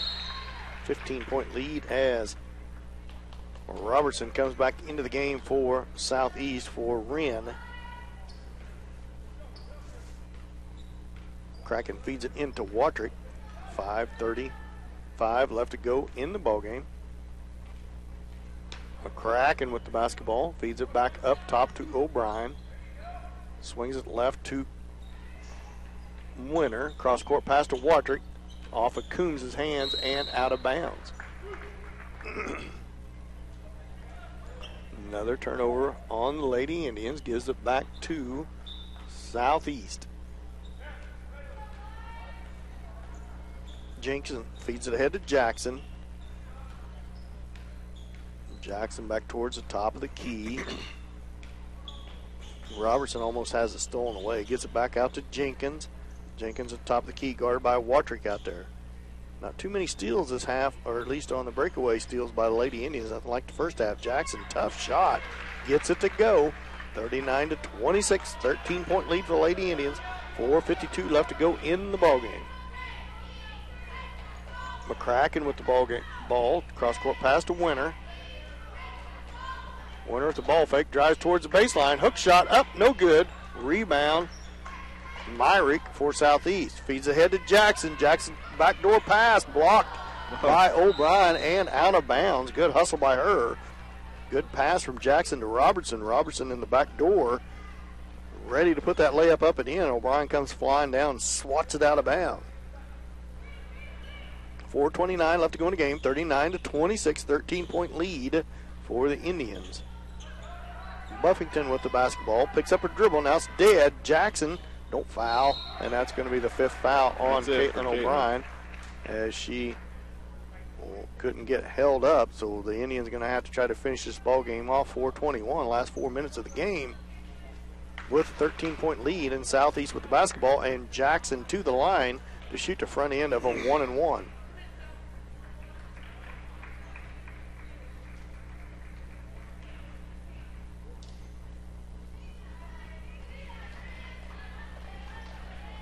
Jackson settles in at the line for the front end of a 1-and-1. Indians lead 39-26.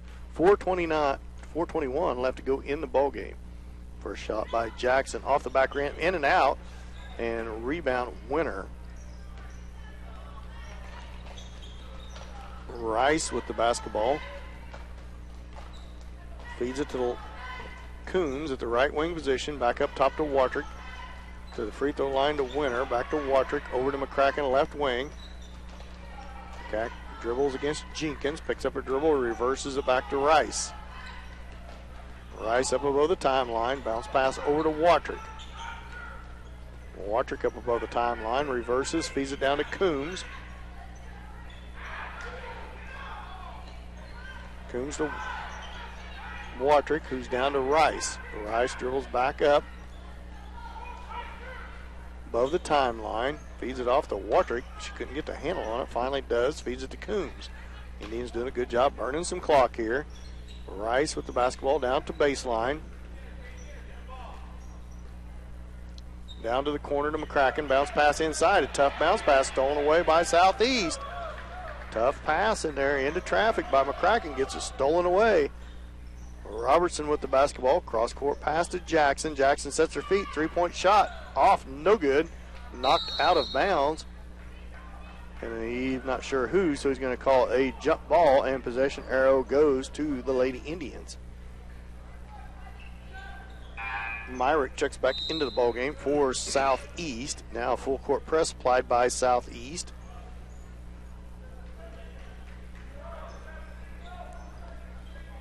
With 3:03 left to go in the game, 13-point lead for the Lady Indians, and now a little four-court pressure applied by Southeast. They got one foul to give before they get in a 1-on-1. Two Southeast players run into one another, and then Rice feeds it out the Winner. Three-point shot from the baseline, long, no good. Coons with the rebound. Cross-court pass back to Winner again. This time she kicks it out to Rice. Rice pressured out there, double-teamed out there by Jenkins and Robertson. Feeds it up to Watrick, now back to Rice. The Indians trying to be patient, burn some clock here with the lead. Coombs with the basketball, feeds it back up top to Watrick. And it's going to be a hold on Southeast. 6th team foul on Southeast. They give the Lady Indians the basketball under their own basket. Probably on Myrick at her third. Buffington back into the game for Bittner. 39-26, 13-point lead for the Lady Indians, trying to finish this game off. Feed up to Winner. Winner fouled by Jenkins, so she's going to go to the line to shoot the front end of a 1-and-1. 17th foul on Southeast, just the first on Jenkins. Yeah, St. Paul hasn't improved their statistics very good this second half. I don't know what the first half, second half percentages are. It's not very good second half for sure. Well, I'm pretty sure that their statistics has dropped in the second half. They are cold. Shooting poorly in the second half. Winner's second shot up and good. As a matter of fact, what was the score at halftime, Mike? Indians have only scored 29 at half. 12 points this half so far. Jackson with the basketball, 41-26, 15-point lead. Shot up, no good. Rebound on the floor. It's going to be another jump ball. It's going to stay with Southeast on the possession arrow. Southeast under the basket with the basketball. Jackson with it. 1:59 left to go in the ball game. Jackson looks to get the ball in play. Feeds it up top. Long three-point shot. Off. No good. And out of bounds. Shot taken by Robertson. No good. Full court press applied by Southeast with the Indians' 15-point lead. Watrick feeds it to Rice. Rice reverses field off to the left. Now back to the right, doing a good job of breaking this press. Feeds it to the corner to Winter. Winter drives back up, feeds it to Watrick. Watrick against Jenkins up above the timeline. Breaks the timeline, so no count on. Now drives back in, feeds it to Coombs. Coombs cross court pass to Winter, over to McCracken. McCracken drives down towards the baseline, kicks it out to Winter, now to Coombs. Coombs holds it overhead at the left wing. Buffington pokes at it, feeds it back out to Watrick. Watrick above the timeline, 1:09 left to go in the ball game, and that's going to be a foul on Jenkins. That's going to send Watrick to the line to shoot the front end of a 1-and-1. 8th team foul on Southeast. So still just a 1-and-1 for the Lady Indians. Good crowd on hand tonight for the hometown St. Paul Indians. Watrick's first shot off, no good. Buffington with the rebound for Southeast. She brings the ball back down the floor. 1-1 left to go in the game. 41-26, 15-point lead for the Lady Indians. The Lady Lancers running her offense here with 53 seconds left to go. Jackson ball fake, drives into the lane. She's going to be fouled, and the worst thing that can happen for the Indians is stop the clock, send her to the line, which wasn't much of a foul, but I believe it's going to be on Rice. So Jackson will go the line to shoot to 1-1 because that's the 8th team foul on the Lady Indians.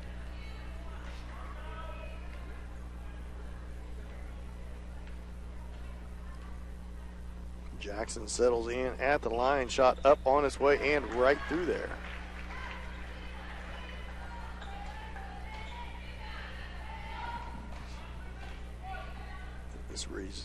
See the Indian boys down there by the locker room. Mike has seen over Christmas break or received news that Anthony Albertini got selected to the Kansas Shrine Bowl. Yep, that's quite an honor. Sure is. Back-to-back years that the Indians have had a selection on that Shrine Bowl. That's quite an honor for that young man and well-deserved.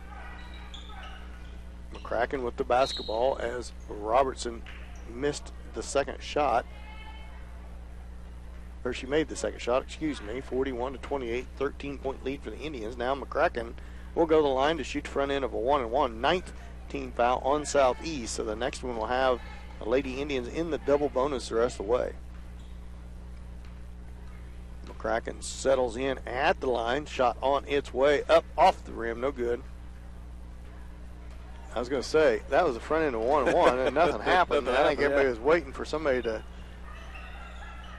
I thought Buffington was going to throw it to the ref for a second, but there was no rebounders in there for the Lady Indians. McCracken was the only one on the line, and I knew it was a 1-and-1, but she stood there for like 3 seconds with the basketball. Shot up, no good, out of bounds, so to go back to the Lady Indians. Rice with the basketball, 18 seconds left to go in the ball game, 41-28. Indians with the 13-point lead is going to come out of here and keep their record undefeated, but definitely not the crisp start that the Coach Tucker and the Indians wanted to start the second half of the season, or after Christmas break, I should say, because it's really about the second 2/3 of the season. Final score, 41-28. The Lady Indians win by 13, so good game put together by them. We'll be back after this 2-minute timeout in the St. Paul basketball on Hot 105.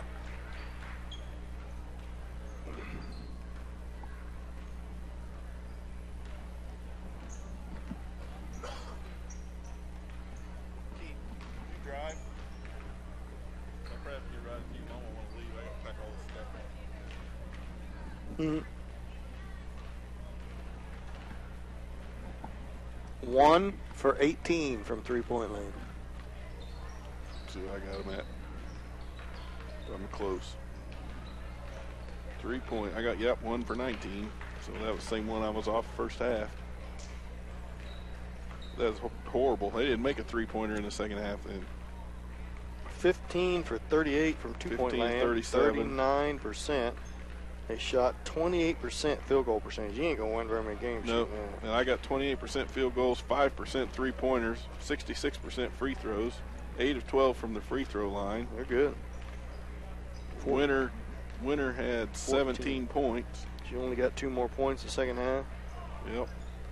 8 points for Coombs, 9 for O'Brien. 7 for Rice. That's it. And that's it.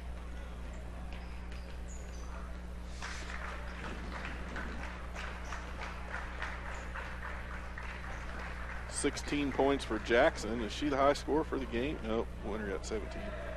Jackson had 16. Robertson had 9. Buffington 1. Hartman 2. They only shot 32% from the field, 22% from three-point, 36% free throws. They were 2 of 9. Their problem was they had way more turnovers than we did. Yeah, turnovers they had 21. We had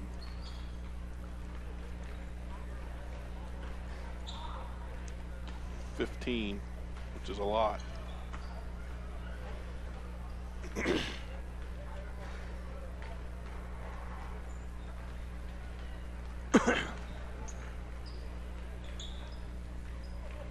Oh, welcome back to Billy Figure Fieldhouse, where the St. Paul Lady Indians come out victorious 41-28. I want to thank everybody for joining us for our KW Trucking postgame show and our D-Rail Commodity Player of the Game, which Mike and I will tell you who that is here in just a minute. Mike, you want to go ahead and go over final game stats for us? Yeah, I'll give you the final game stats, and we'll see if we can't decide, because it shouldn't be too hard to figure out who I'm going to vote for. But as we go down through the list, Katie Coombs with 8 points for the Lady Indians. Caitlin O'Brien with 9. You had Sydney Rice with 7. And other than that, no one scored except for Emily Winter, who had 17 points on the night. So big night for Emily Winter. When you look through the percentages, though, not a good night overall for St. Paul. That Coach Tuck's, I'm sure, not going to be real happy with the percentages. But there were some bright spots, and they played pretty well.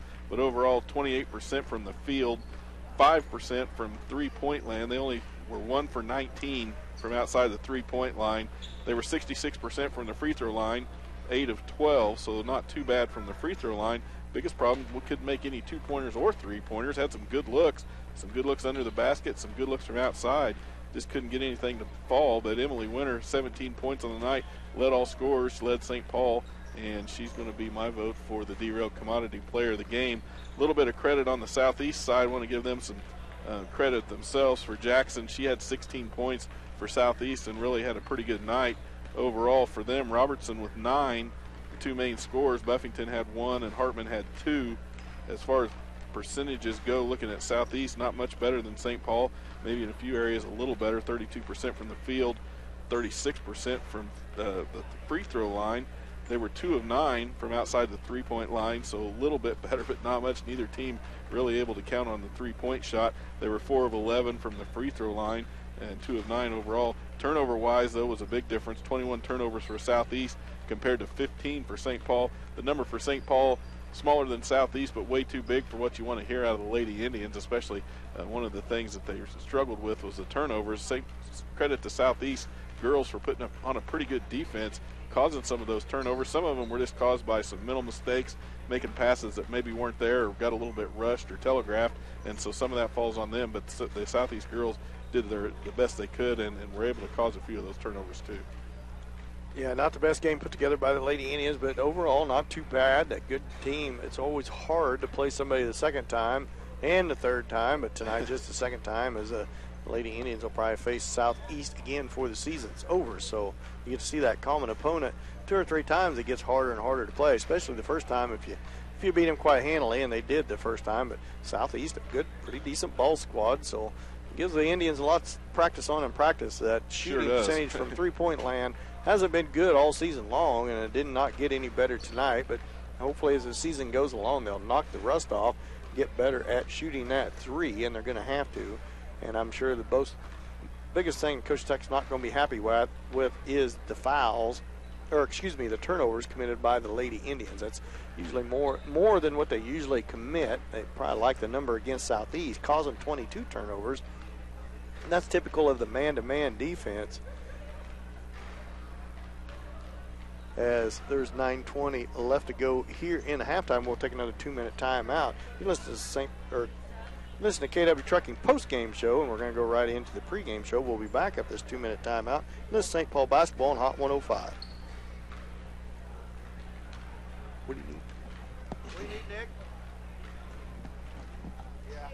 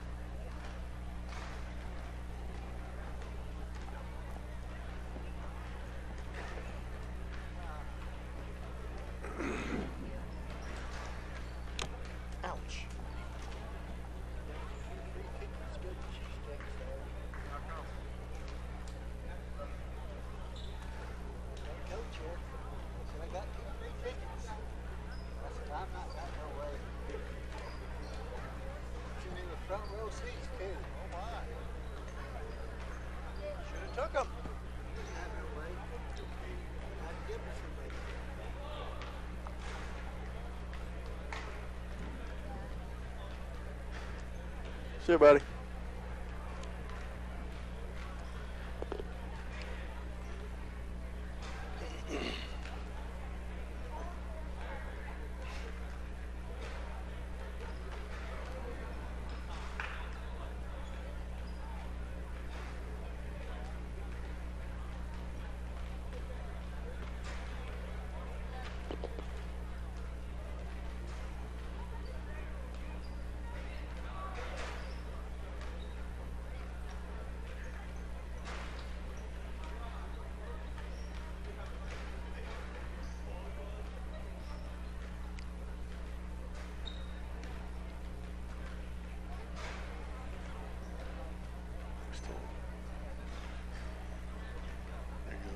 Whoops. That's all right.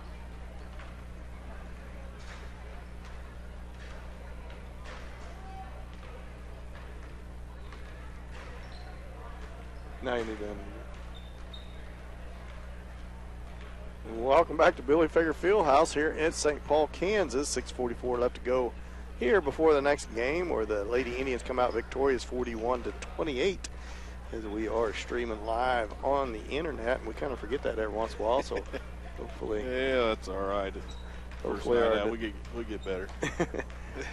Try to not to leave any dead airspace and wonder what the heck we're talking about. We allowed to talk about deer hunting, or who knows what we might talk about on the internet. Who knows what we might turn up on there. 6:18 left to go here at halftime, or excuse me, in between games. We're back to the Ritchie's pregame show, where the Indian boys are getting set to take on Southeast for the second time this year. Indian boys come out victorious over Southeast the last time they played them. But I looked for this to be a good ball game. It was a good ball game.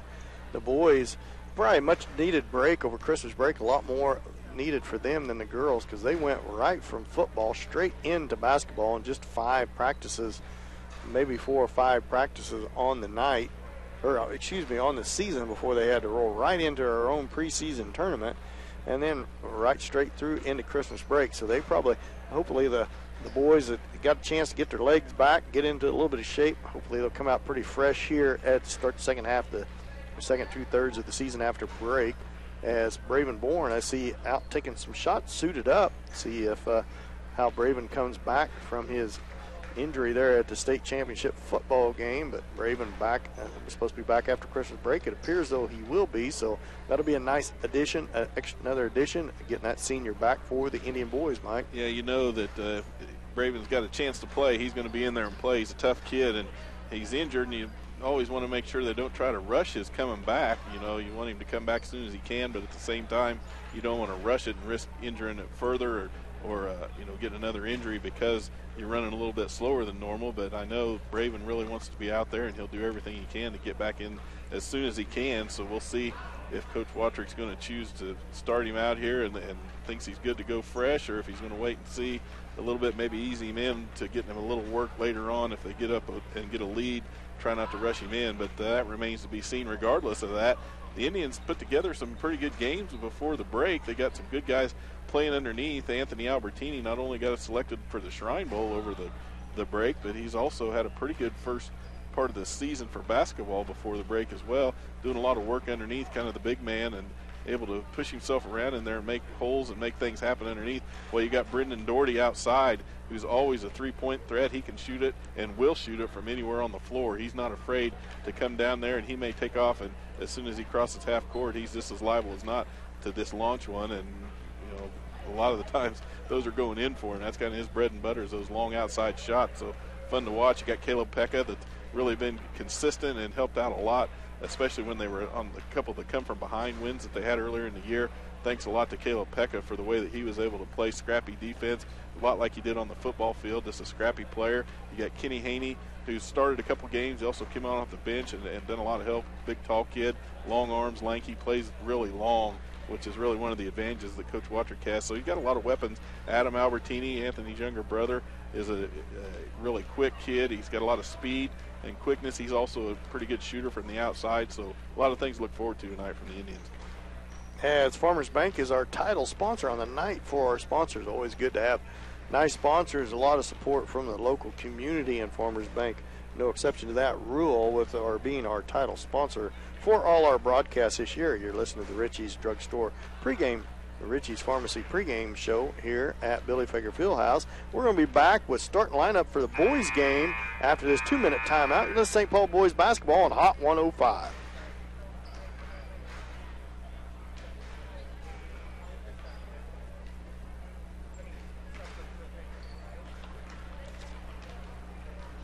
Oh, my.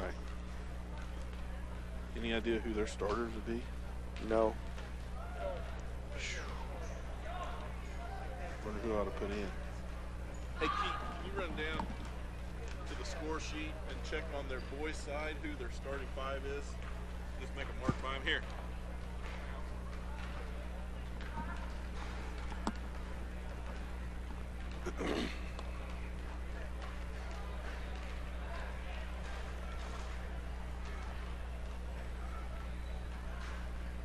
I got his muted, I think. I think Mr. Tuck was very excited about streaming live on YouTube. No, he wasn't? No. Oh, because everybody can watch? Yeah.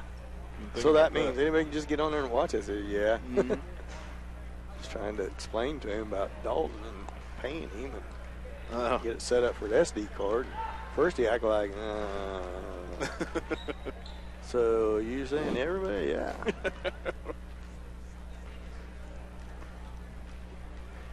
So welcome to the age of the interweb. That's what he said, pretty much. Times we live in.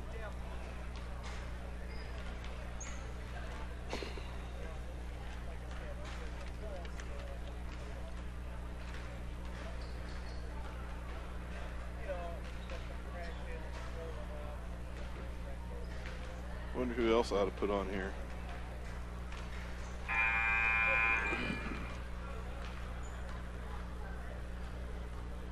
This is going to be tough, Dan. They start subbing. I don't know who to put on the roster. Who starts subbing? Southeast.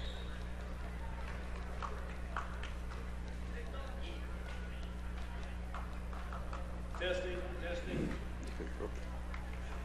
Welcome back to Billy Fager Fieldhouse. Dan Vitt alongside Mike McCracken, getting ready to go over starting lineups for the second game of the night. Lady Indians come out victorious 48-20, 41-28 over the Lancer girls, and the boys getting set for starting lineups here for each team as we look, see if the Indian boys can get off to a good start here after Christmas break. Let's see who all gets the nod here for the Indians. Braven Bourne being back as Coach as athletic director Mark Turlip goes over all the how you're supposed to behave at these games. Mike, would you listen in close? We should probably take our headsets off and listen to that a little bit, maybe sometime. For St. Paul, let me see here. Number 5 gets the start is St. Paul. Brendan Doherty gets the start for the Indians. Let me get my sheet turned over here. Number 5 for the boys, Jacob Burns, a 6'2 senior, gets the start. And number 11, Tanner Craddock, a 6'2 junior, gets the start. Caleb Lemons, the young sophomore, gets the start for the Indians. And for Southeast, number 15, Malley, 6'3 junior, gets a start. Senior number 4, Caleb Pekka, senior, gets the start for the Indians.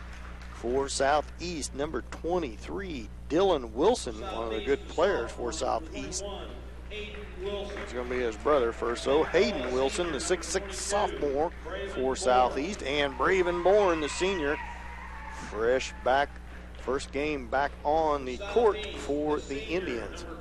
Braven feeling pretty good. Last but not least, number 23,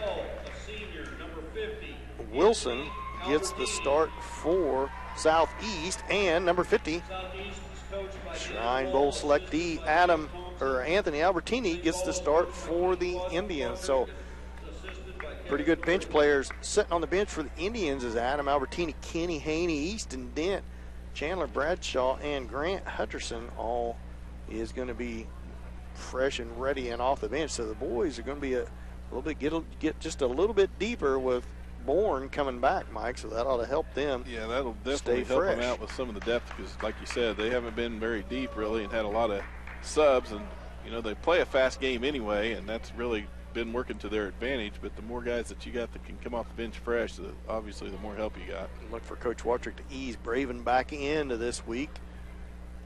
I don't know what I'm going to do here on trying to get my lineup set on my score sheet. Not sure who else on the roster is going to be in the game without. Wilson lines up against Doherty as we're set for our Styles Fitness and More tip-off.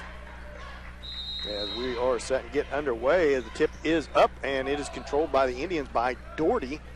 Pekka with the ball. Zone defense applied. A 1-3-1 zone applied by Southeast as they look to set up a little bit of a trap. They got Wilson up top, the older Wilson up top. Backdoor feed into Pekka, and it's going to be a foul. Pekka's going to go to the line to shoot two as Doherty fires a backdoor pass to Caleb Pekka.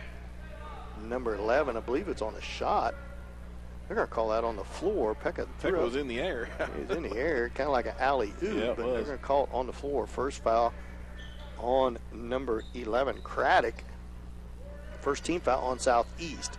Bourne with the basketball, picked up out there by Wilson. Bounce pass over to Pekka, over to Lemons. Lemons at left wing, dribbles back out. Thought about the cross-court pass, gives it to Pekka. Over to the corner to Bourne. Bourne drives the baseline. 10-foot jump shot. Good by Braven Bourne. Gets the Indians on the board first as Wilson right back down with it. Shot from the left wing. Up and no good. Tipped around, and it's going to be a jump ball, and that's going to be Southeast basketball. Indians got the opening tip. So it'll be their possession off of the arrow. Timeout. Southeast. Timeout by Quick Southeast. Timeout. First 45 seconds of the game. 7:15 left to go in the first quarter. 2-0. Indians lead in this game off a score on the drive on the baseline, down the left baseline by Braven Bourne. Yeah, I have to say Braven Bourne coming out here, and he's ready to play just like we thought he would be. And first points of the game right out of the gate. So glad to see Braven back, and hope he's feeling healthy. He looks like it, and he's playing like it so far. So see how that goes. That'll sure help the Indians out. See what adjustment. Dan Wall, the coach for Southeast, see what he's seen on the floor that he'd want to make that. One thing that I got reprimanded for, Mike, was my lovely wife at home says I need to work on my grammar. So when you catch me saying something wrong. Oh, no, I think you do just fine. I think you'll keep it up. Wilson on the shot, up and in on the inbounds play for Southeast. He ties the score at 2. Lemons up to Pekka, free throw line, back out to Lemons. 3-point shot by Caleb Lemons, no good. Rebound, Caleb Pekka, put back no good. Anthony Albertini with the putback, good. Good work on the boards. by the Indians. Wilson feeds it to Craddock. Now to the younger Wilson. Drives the baseline. Left-handed shot up. No good. Rebound, Caleb Pekka. Pekka pushes the ball back down the floor. Gets it to Braven Bourne.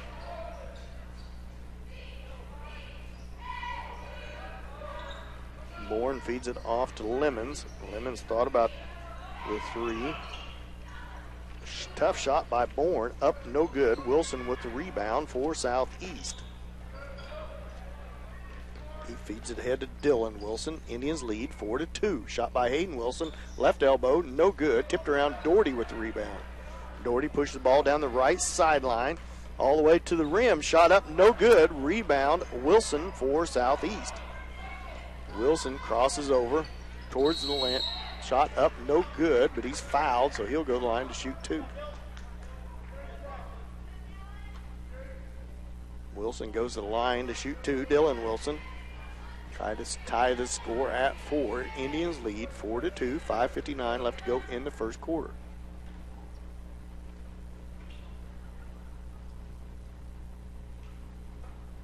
First shot on its way short, no good. Score remains 4-2. 5:59 left to go in the first.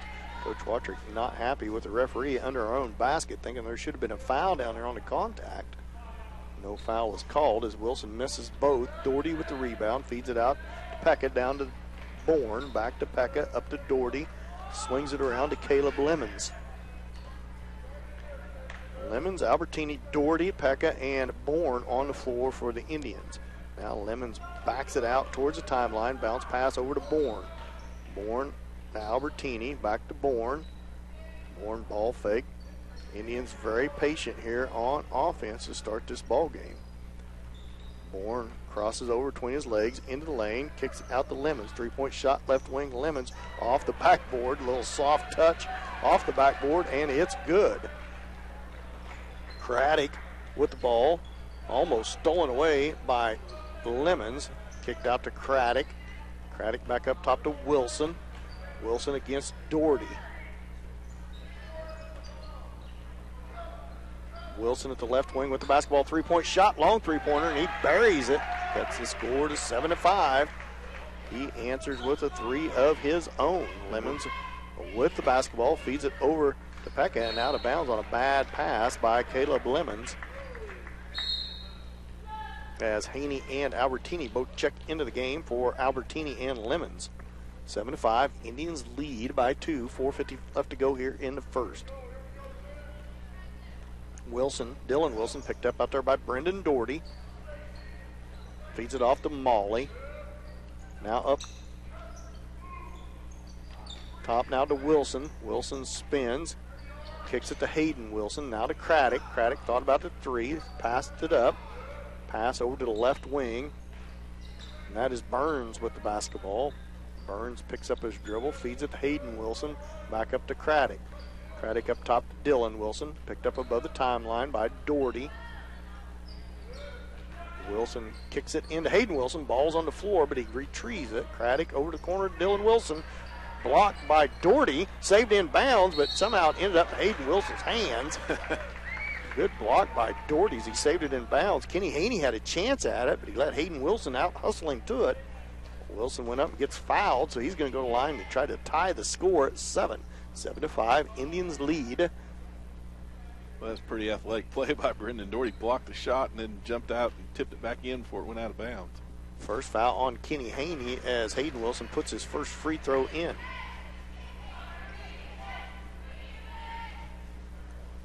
7-6, Indians up by 1. Second shot on its way long, no good, but rebound Molly. Gets it to Burns. Burns drive. Nobody stops him, and he all the way to the rebound, or all the way to score. Gives Southeast an 8-7 lead. Indians got beat on the boards. Adam Albertini cross court up to Doherty. Doherty thought about a three. Gets it poked away by Wilson and stolen by Wilson. And that's a foul and one as Dylan Wilson gets it to go, and Brendan Doherty fouls him. So 10-7, Southeast with the lead. With a 3-point lead, and Wilson tries to make it 4. First foul on Doherty, third team foul on the Indians. Wilson's shot on its way off the rim, no good. Rebound Doherty. 10-7, Southeast up 3. Doherty feeds it to Bourne with this zone defense, 1-3-1 zone defense. See if the Indians can dial up against it. Albertini to elbow into Doherty. Doherty, tough shot, up, no good. Rebound Molly, feeds it to Craddock. Craddock gets it tipped away. Doherty with it, feeds it back to Pekka. Pekka's right-handed layup, no good as he hit it off the front of the rim. And Doherty, ball's on the floor, almost steals it. Molly comes out of there with it, feeds it ahead to Burns. Burns to Craddock. Craddock to Wilson. Wilson up above, top of the key with it. Feeds it to Burns, back to Wilson. Thought about the three, now drives the lane. Shot partially blocked by Kenny Haney. Good help defense. Doherty right back down with it. Backdoor pass to Haney as he misses the layup. Put back by Caleb Pekka is good. He cuts the score to 10-9. Good work on the boards by Caleb Pekka. Craddock feeds it to Burns. Burns over to Molly. Molly to Hayden Wilson, up to Dylan Wilson. Back to Burns at the left wing. Bounce pass over to Wilson. Feed inside to Hayden Wilson against Haney. Stolen away, poked away by Caleb Pekka. All the way down, layup, good. Good drive by Caleb Pekka. Give the Indians a 1-point lead, 12-11. So a couple good back-to-back steals by the Indians. Good work on the boards by Caleb Pekka. Three-pointer by Dylan Wilson, long, no good. Swatted back to Burns on the long rebound. Craddock now with a shot from the baseline, and it gets the bounce, and he makes the three. High out, in and out. High bound comes back through the net. Gives Southeast a 13-11 lead. Haney with the three-pointer from the side, no good. Rebound Hayden Wilson. Molly back to Craddock. Craddock back up top to Molly, over to Wilson. Wilson to the corner to Burns, picked up out there by Bourne. Back to Hayden Wilson, tries to drive against Haney, spins away, feeds it back to Molly. Molly drives against Albertini, right-handed shot, no good. Swatted away. Caleb Pekka ends up with it all the way to the rim, and good as Wilson lets him go. Ties the score, 13-13. Craddock back down with it, gives it to Dylan. Wilson off to Burns. Back up top to Craddock. Over to Hayden Wilson, shot from the elbow, good. Against Haney, 13-footer is good. 15-13, Southeast up by 2. Three-pointer by Brendan Doherty, in and out, no good. Kenny Haney with the rebound, put back good on the backside. 15-15, 43 seconds left to go here in the first quarter. Craddock with the basketball, picks up his dribble, now feeds it off to Hayden Wilson. Wilson drives towards the rim. He's going to be fouled on the floor. Fourth team foul on the Indians. Let's see who this foul is on. I think they're going to call it on Adam Albertini. Nope.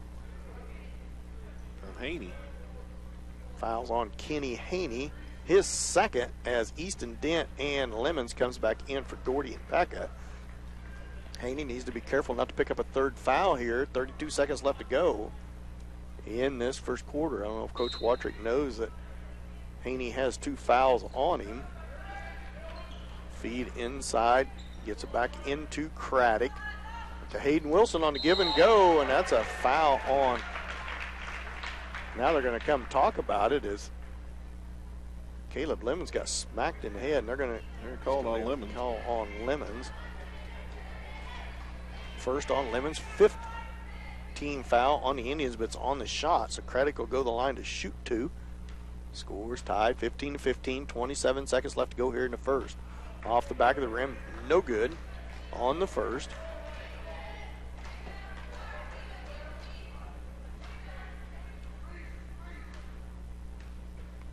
Craddock's second shot's on the way and good. Gives Southeast a 1-point lead, 16-15.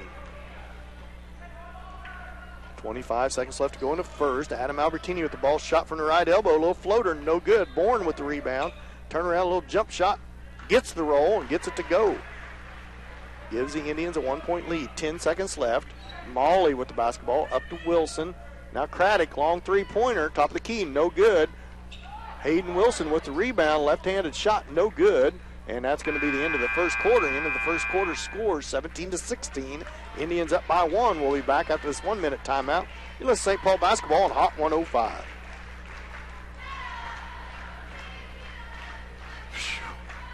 Dang. That's rough on me. You make sure she's plugged in.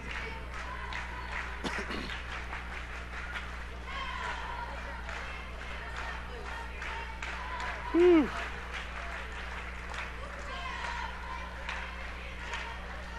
I'm having a tough time.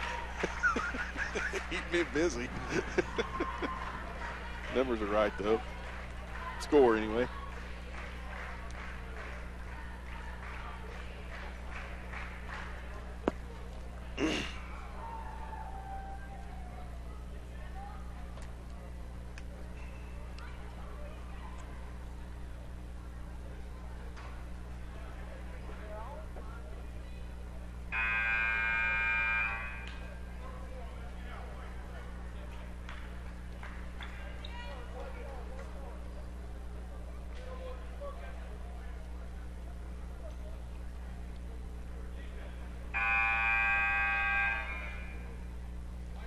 Welcome back to Billy Fager Fieldhouse, where the Indian boys lead 17-16 after 1. They will start with possession of the ball and start this second quarter.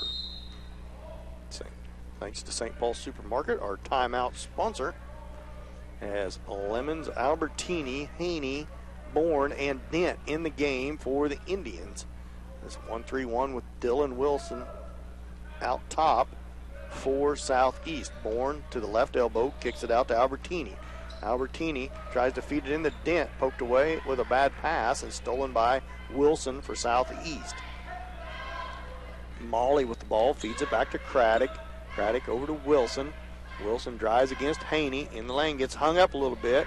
Recovered by Molly, who gets it off to Craddock. Craddock over to Wilson.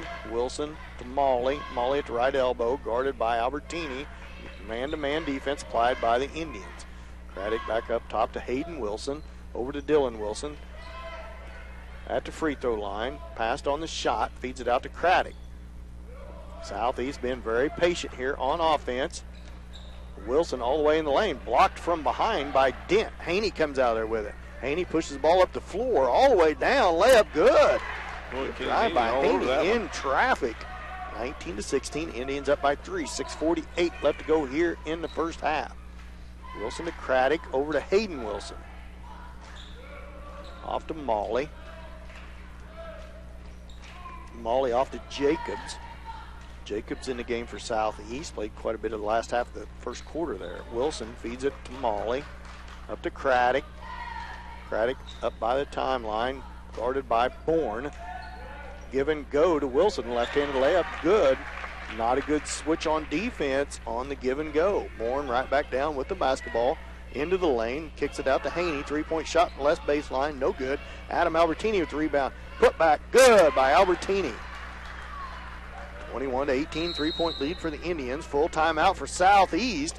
With that, we'll take a 1-minute timeout. You're listening to St. Paul basketball on Hot 105.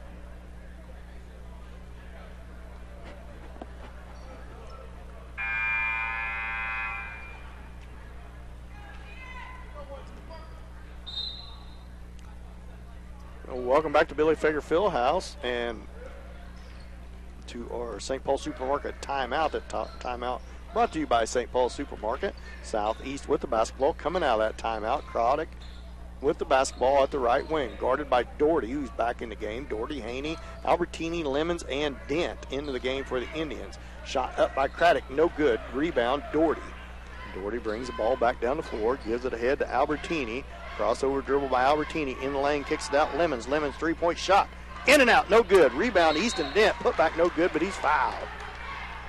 They're called on the floor. How in the world's that on the floor? I don't know. He had his arms above his head, was going right back towards the basket. First foul on number 24, Jacobs. Albertini feeds it back up top to Haney. Another foul they didn't call. Haney hands it to Albertini. 2 fouls on Southeast, 5 on the Indians. Lob into Haney. Shot in front of the rim, no good, but he's fouled on the shot, so he'll go to the line to shoot 2. Pretty good pass there by Adam Albertini. Lob it into Haney right under the basket. 5:20 left to go in the first half. 21-18, Indians up by 3. Dent, Doherty, Haney, Lemons, and Albertini in the game. Haney gets the first free throw to go as Dylan Wilson checks back in. Gives Molly a break for Southeast. As Anthony Albertini comes back to scorer's table, he's going to come in for Easton Dent. Haney settles in for his second shot as the Indians go over who everybody has with the subs coming in. With second shot by Haney is on its way and off, no good. Dylan Wilson with the rebound. 22-18, 4-point lead for the Indians. 3-point shot left wing, short, no good, off of Craddock and out of bounds. That shot taken by Jacobs, number 24. 5:11 left to go before half. 22-18, Indians up by 4. Albertini bounce pass to Lemons, drives the baseline, feeds it out to Doherty. Doherty into the free throw line. Right hand from the block, no good. Anthony Albertini with a good rebound. Ball's on the floor. He's fighting for it, and it's fed back court.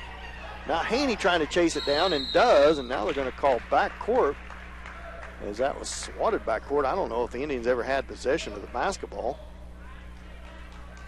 It's going to be Southeast basketball on the back court.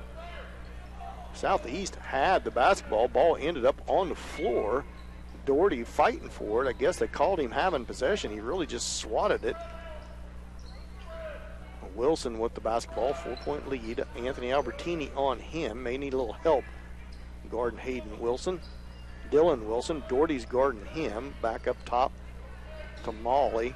Over to Jacobs. Now Craddock has it. 4:33 left to go in the first half, 22-18. And that's going to be a foul on Doherty. His second, team foul number 6 on the Indians. Doherty going to have to be careful with 4 minutes left to go here in the second not to pick up his third foul.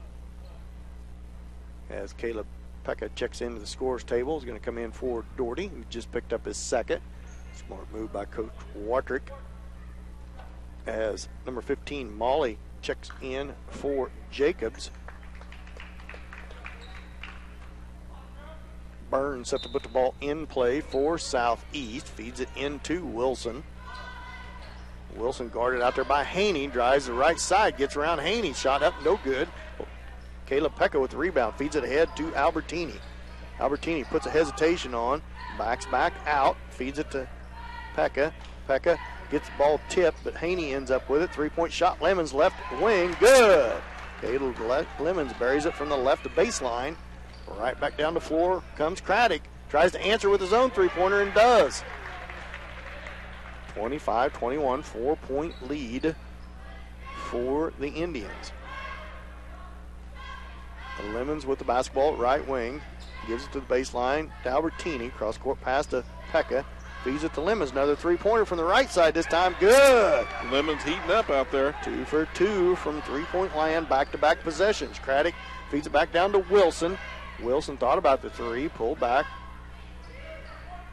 Gives it to Dylan Wilson, guarded by Haney. Now Hayden Wilson, guarded by Albertini. Albertini giving him a little room. Now Molly with the ball, guarded by Lemons. Man-to-man defense. Good defense applied by the Indians. Craddock with the basketball, trying to drive against Albertini.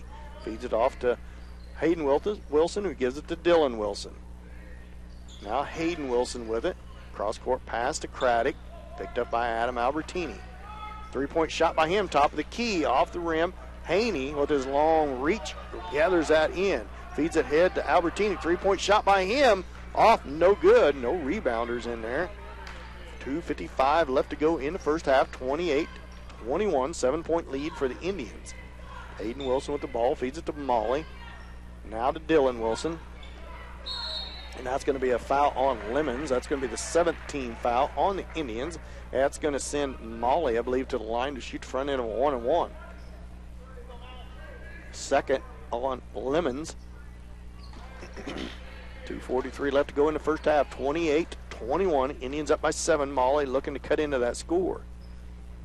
First shot on its way off the back iron. No good. Anthony Albertini with the rebound. Gives it to Pekka. Pekka into the lane. Shot up, no good. And that's going to be a charge against Caleb Pekka. The Indians need to slow down a little bit on their rebounds. There's 2 Southeast Lancers back there, but they do not know how to take their foot off the gas. As Pekka went in there hard, as there was a Lancer all stood up ready to take the charge, and he did. Spin move by Wilson. Good move by him. Gets it to go. 28-23. 5-point lead for the Indians. 2:26 left to go. Almost a steal by Wilson. Gets it back to Albertini. 3-point shot by him. Short, no good. Haney with the rebound. And he's going to be fouled on the floor. Be the 14th foul on Southeast to give the Indians the basketball under their own bucket as Braven Bourne checks into the ball game for Adam Albertini. Not too sure that shouldn't have been for Lemons. Lemons has 2 fouls. Haney with the ball over his head, feeds it in to Lemons. Lemons into the lane, 10-foot jump shot. Off the rim, no good. Rebound, Craddock. Craddock feeds it ahead to Burns. Indians are back on defense. Feeds it back to Craddock. Now feed inside to Hayden Wilson. Shot from the baseline, in and out, no good. Burns with the rebound. Somebody's got a rebound. Feeds it out to Craddock. 3-point shot by him's good. 28-26, 2-point lead for the Indians. Haney with the basketball. Feeds it to Pekka. Now out to Haney. 3-point shot by Haney. Way off. No good. And it's going to go back to Southeast. The Indians had a 7-point lead about 30 seconds ago. Now it's a 2-point lead. Maybe less than that. Wilson with the basketball. Feeds it off the left wing to Burns at the baseline. Burns to Wilson. Hayden Wilson. Hayden Wilson tries to feed it inside to Molly. Shot left hand, no good. Tipped around. Controlled out of there by Lemons. Feeds it ahead to Pekka. Pekka gathers it in. Layup, no good. Bourne with the rebound. Tries to feed it back. Stolen by Wilson. Nobody gets back. Burns wide open. 15-foot jump shot off, no good. Anthony Albertini with the rebound. He feeds it to Caleb Pekka. 28-26, 1 minute left to go in the first half. Indians up by 2. Pekka over to Bourne at the left wing. Back to Pekka. Pekka back to Bourne. 45 seconds. Bourne, long 3-point shot. Off the rim, no good. Chased down by Lemons. Lemons knocks it off of Southeast, but Wilson comes out there with it. Feeds it to Molly. Now Dylan Wilson, picked up out there by Haney. 29 seconds left to go here in the first half. 28-26. Indians up by 2. Southeast with possession of the ball. Dylan Wilson with the basketball. 20 seconds. Feeds it to Burns. Burns to Craddock. Craddock back to Burns. 10 seconds left. Craddock, long 3-point shot. Off, no good. Pekka went for the steal. Now 5.7 seconds left to go. Could have been a foul on Caleb Pekka. No call made as there's less than 6 seconds left. A little token full court pressure as there's fouls to give for Southeast. Pekka pushes it across half court. Little floater on the way, no good as he missed it. And at halftime score, 28-26. St. Paul leads by 2 here at half. We'll be back after this 2-minute timeout. You're listening to St. Paul basketball on Hot 105.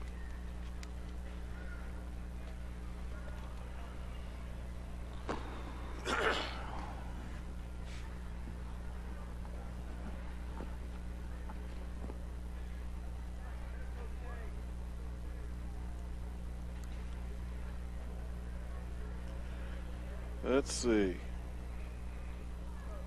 Lemons got 9, Pekka 6, Adam 2, Braven 4, Haney 5, Anthony 2.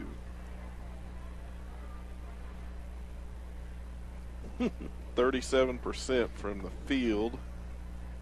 You falling asleep? That's from Keith Smith.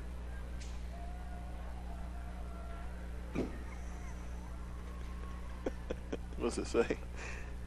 Says you guys are on YouTube, but you need to point the camera at the action. That ain't our job. They are 3 of 12 from three-point land. 9 of 20 from that is changed. 2-point. What's that mean? Mm-hmm. Nope.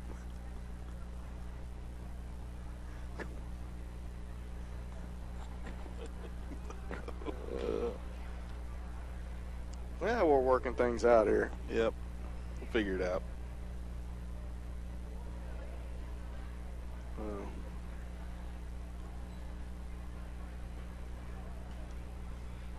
We're muted. Nope. Well, welcome back to Billy Fager Fieldhouse here in St. Paul. 8:08 left to go here in the halftime. Our halftime show is brought to you by St. Paul Tire and Lube. St. Paul leads at halftime 28-26, up by 2. What do you got for first half stats, Mike? Yeah, looking down through the stats, Dan, I think one of the biggest differences I noticed in the first half was the ability of St. Paul to actually set up their offense, run an offense, which they weren't able to do, and maybe they were able to do it, they just didn't. On the other hand, Southeast really did a good job setting up and working the ball around a lot of ball movement, setting up an offense and getting some points. However, St. Paul does go into halftime with a 2-point lead. As far as scoring goes for the Indians, I'll just run down the list for you here. It looks like Brendan Doherty didn't have any points in the first half. He did take a 3-point shot, wasn't able to convert, and had a couple of opportunities underneath and just wasn't able to get anything to fall for him. Caleb Lemons had 9 points in the first half. Caleb Pekka with 6. And Adam Albertini with 2. Braven Bourne had 4 points, and Kenny Haney with 5. Anthony Albertini had 2. Going over the totals, the Indians shot 37% from the field. They were 25% from outside the 3-point line and 50% from the free throw line. They were 2 of 20 from 2-point land and 3 of 12 from 3-point land, 1 of 2 from the free throw line. On the southeast side of the ball, Burns had 2 points, Craddock with 10. Hayden Wilson had 7, as did the other Wilson, Dylan Wilson. Sorry, Dylan Wilson also had 7, so total of 14 points from the Wilson brothers. And Southeast shot 37% from the field.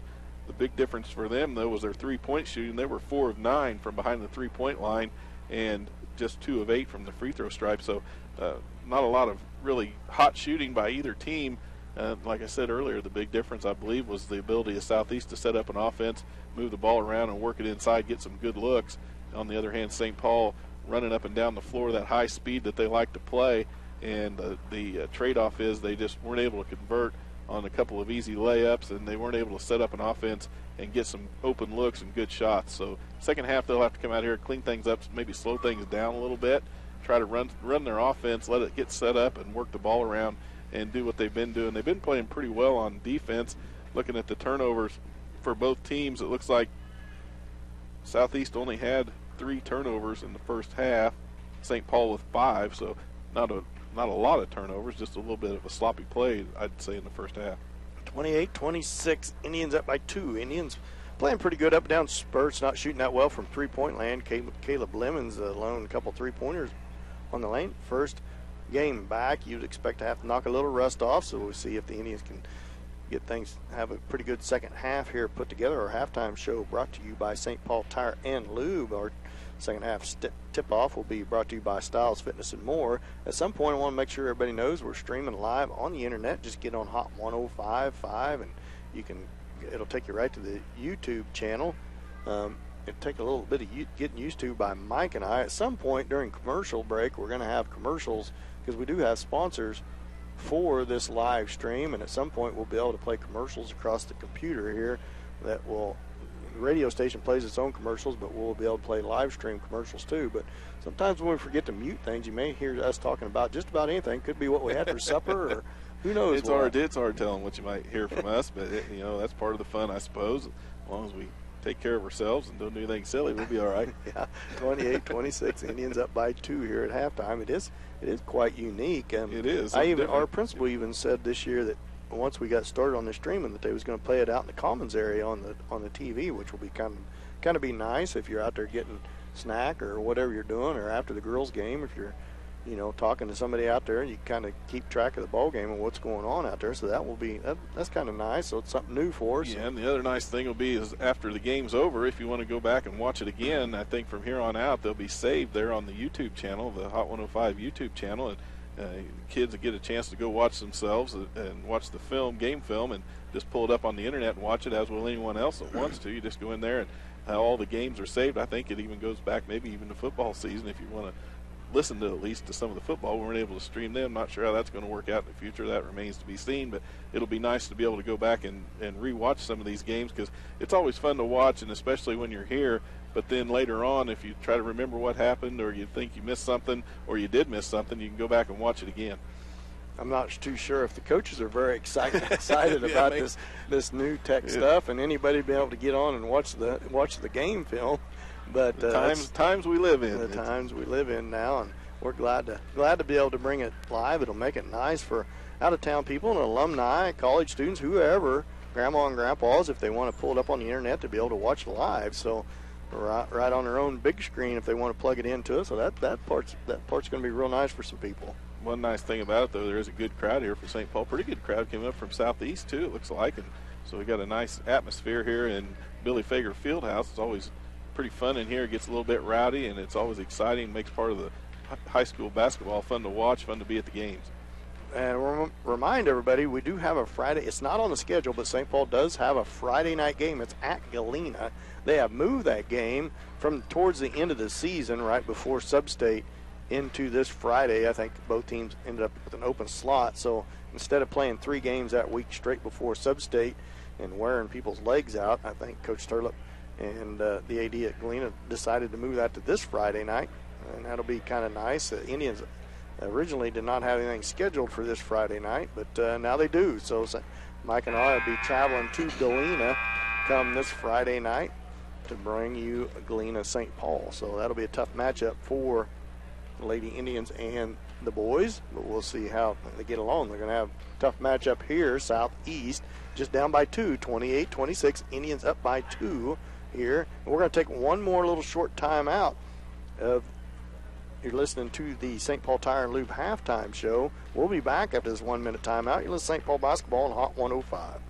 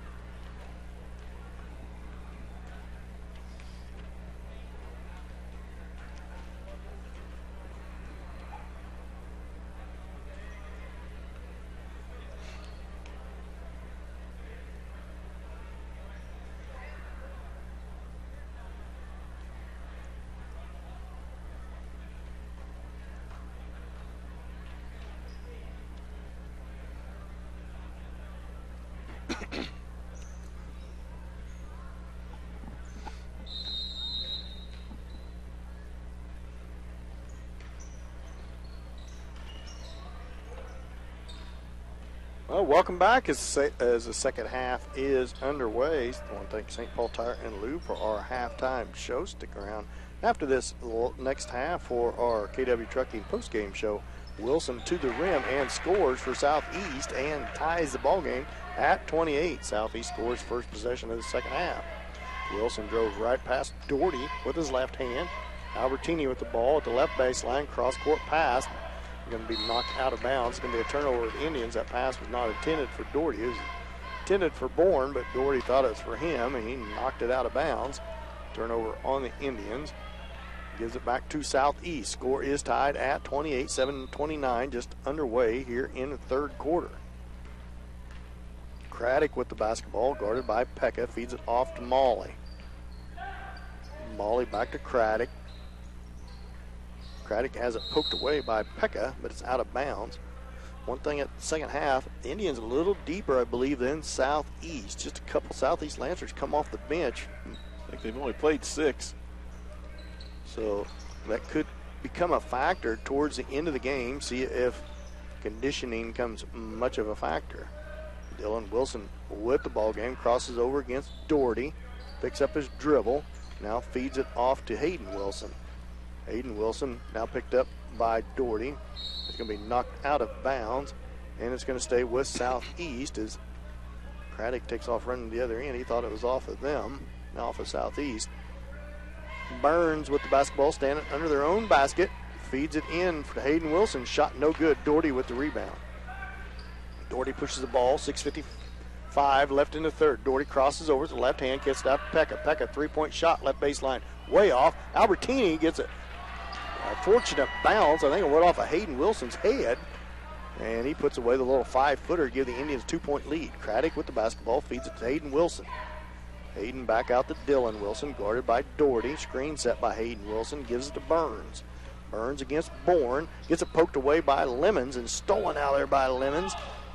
Lemons back down hard, crosses over, kicks it out to Doherty. Doherty long three-point shot, top of the key, off, no good. Rebound, Molly. Foul by Bourne against Malley's first team foul on the Indians in the second half. And first on Braven Bourne. Burns feeds it in to Craddock. St. Paul with a 2-point lead, 30-28. 6:13 left to go here in the third quarter. Dylan Wilson, screen set by Hayden, feeds it off to Molly, now to Burns. Burns picked up out there by Bourne. Back out to Wilson, thought about the three, passed up on it. Now he tries to drive and poked away by Bourne, stolen out there by Doherty. Doherty pushes the ball down the floor, over to Pekka, layup, good. Good job by the Indians, pushing that ball up and down the floor, 32-28.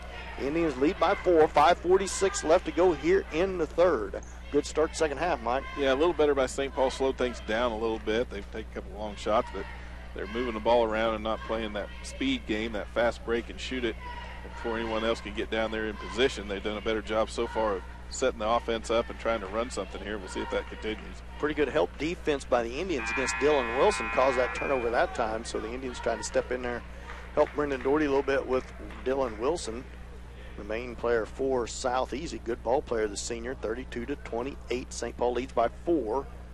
Southeast with the basketball. I'd like to see the Indians press just a little bit more in a press with all their quickness they have, as long as they can stay out of foul trouble. I think some sort of press in the future as the season goes along. I know they haven't had much time to practice, so season goes along, I'm sure Coach Watrick will set up some kind of trap press eventually. Wilson with the basketball against Albertini, feeds it out to Burns. Burns back to Craddock. Hayden Wilson, shot from the elbow, good. These Wilson brothers are pretty good ball players. Wilson hit a little shot from the elbow that time. 32-32 point lead for the Indians.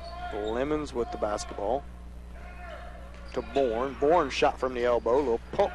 Have to pump it once, and Burns with it. Now Bourne gets it back, goes to the rim, misses the shot, but he's going to go to the line to shoot two. It's a good hustle by Braven Bourne, not giving up on that play, pokes it away, gets his own rebound, goes to the rim, misses the layup, frustrated with himself for missing that, but now he will go to the line to shoot two. First team foul of the second half on Southeast. Second on Molly. Bourne shot up and in on the free throw.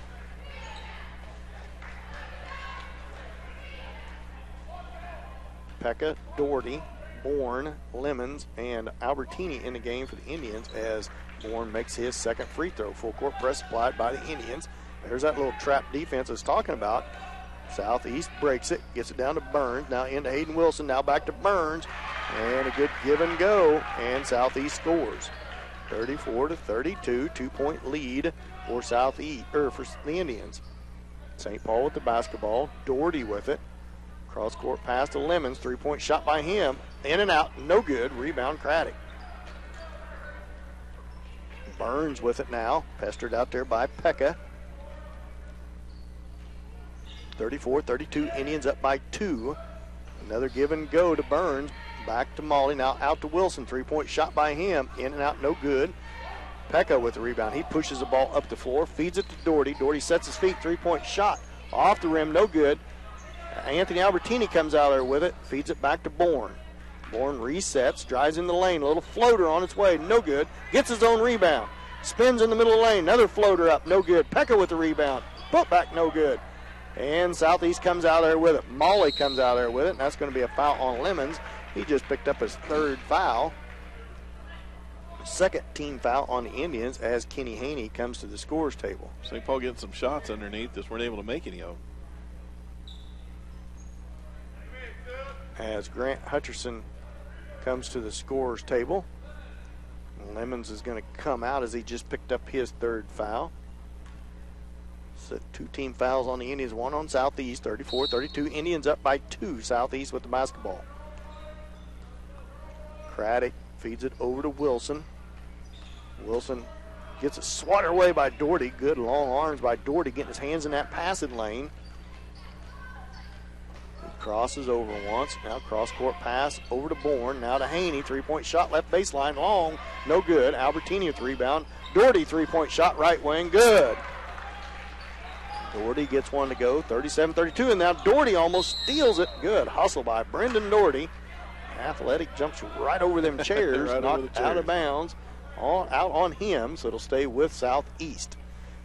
Full court pressure applied by the Indians. Craddock with the ball. Feeds it to Burns. Now over to Wilson. Back to Molly. Molly to Hayden Wilson. Over to Burns. Burns splits the defense. Gets it to Craddock. Feeds it over to Dylan Wilson.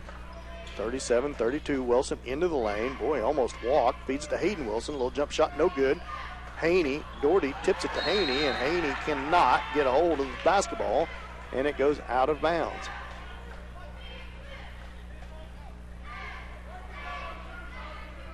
(37-32). Indians up by 5. 3:01 left to go here in the third. Southeast with the basketball under Burns. No bad defense by the Indians. Nobody covered him. Dylan Wilson, just an easy little bunny shot from the right block. 3-point lead for the Indians. Doherty with the basketball. 1-3-1 zone applied by Southeast. Been playing it all game long. Hutcherson with it. Bad pass by Hutcherson. I don't know who he was trying to throw it to, but right into the teeth of that zone defense. Molly with the ball. Hayden Wilson shot from above the free throw line's good. Made him pay on the turnover. Pekka and Albertini comes to the scorers table, as well as Easton Dent for the Indians. 1-point lead for the Indians, 37-36, 2:22 left to go here in the third. Bounce pass over to Doherty. Doherty into the lane, feeds it to Bourne. 3-point shot by Bourne, short, no good. Haney tips it around, but Craddock comes out there with it. Now Molly has it, gets held up by Bourne. Back to Wilson, who feeds it ahead to Dylan Wilson. They leave him open. Thought he was going to take 3, but he passed on it. Now over to the corner to Burns. Burns drives the baseline. And Molly, he steps on the baseline and it's out of bounds. Good defense that time by the Indians. Force a turnover. 1:50 left to go in the third. Indians cling to a 1-point lead. Albertini, Haney, Pekka, Dent, and Doherty in the game for the Indians. Adam Albertini, as Anthony Albertini, Hutcherson, and Bourne comes out. Doherty with the basketball at the left wing. Step back long three-pointer. Short, no good. Brought down by Craddock is a rebound. Feeds it to Dylan Wilson. Back to Craddock. Craddock with the ball fake. Feeds it up top to Burns. Over to Hayden Wilson. Back to Craddock. Three-pointer by Craddock. In and out, no good. Swatted out of, that was off of Southeast. And they give it to Southeast. One of the Lancers poked it right out of the Indians' hands. It was, to me, it looked to be off of Southeast. Maybe you can tell on that delayed reaction on the internet. Might be able to replay it. Either way, Southeast with the basketball. Indians lead by 1. Wilson with the basketball, guarded by Haney. Give and go to Burns. Burns loses it. And stolen out there by Pekka. Now Craddock with the basketball. Back to the rim he goes. He misses, and Doherty with the rebound. Feeds it ahead. Good give and go, and he misses the shot is Pekka, but he'll go to the line to shoot too. Good ball movement. Doherty slung the ball ahead to Albertini, who instantly slung it to Pekka. Coming down the middle of the lane. He misses a shot, but he's going to go to the line to shoot too. That's the third foul on number 11, Craddock. Just the second team foul on Southeast this half. 53.9 left to go here in the third. And Pekka gives the Indians a 2-point lead.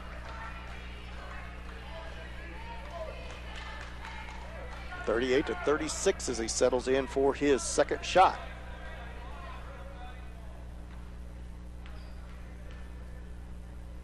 Back at the free throw line. Shot's on its way. Long, no good. Rebound, Molly. And that's off of Molly's. Ooh. That's going to be off of Doherty's foot. Off somebody's foot. Doherty pointed their way, but he knew it went off his foot because when he called it, he shook his head like, yeah, I felt it hit my foot. Full court pressure applied by the Indians. Here comes the trap. Feed it ahead to Burns. Almost got the turnover to Hayden Wilson. Back to Burns. Burns drives the baseline, gives it to Molly. Back to Burns. 2-point shot on the way. High in the air. Rebound tipped around. Wilson comes out there with it.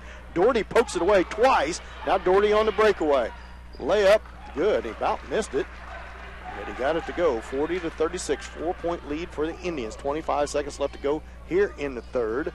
Dylan Wilson with the ball. Feeds it to Craddock. Back to Wilson. Thought about the three. Passed on it. Back to Craddock. Craddock thought about the three. 12 seconds left to go in the third. Southeast with the basketball. Wilson with it. Back to Hayden Wilson. Poked away. Now Dylan Wilson. 3-2. Now Burns shot at the buzzers. No good. So at the end of 40-36. Indians up by 4. We'll be back after this 1-minute timeout. You're to St. Paul basketball on Hot 105.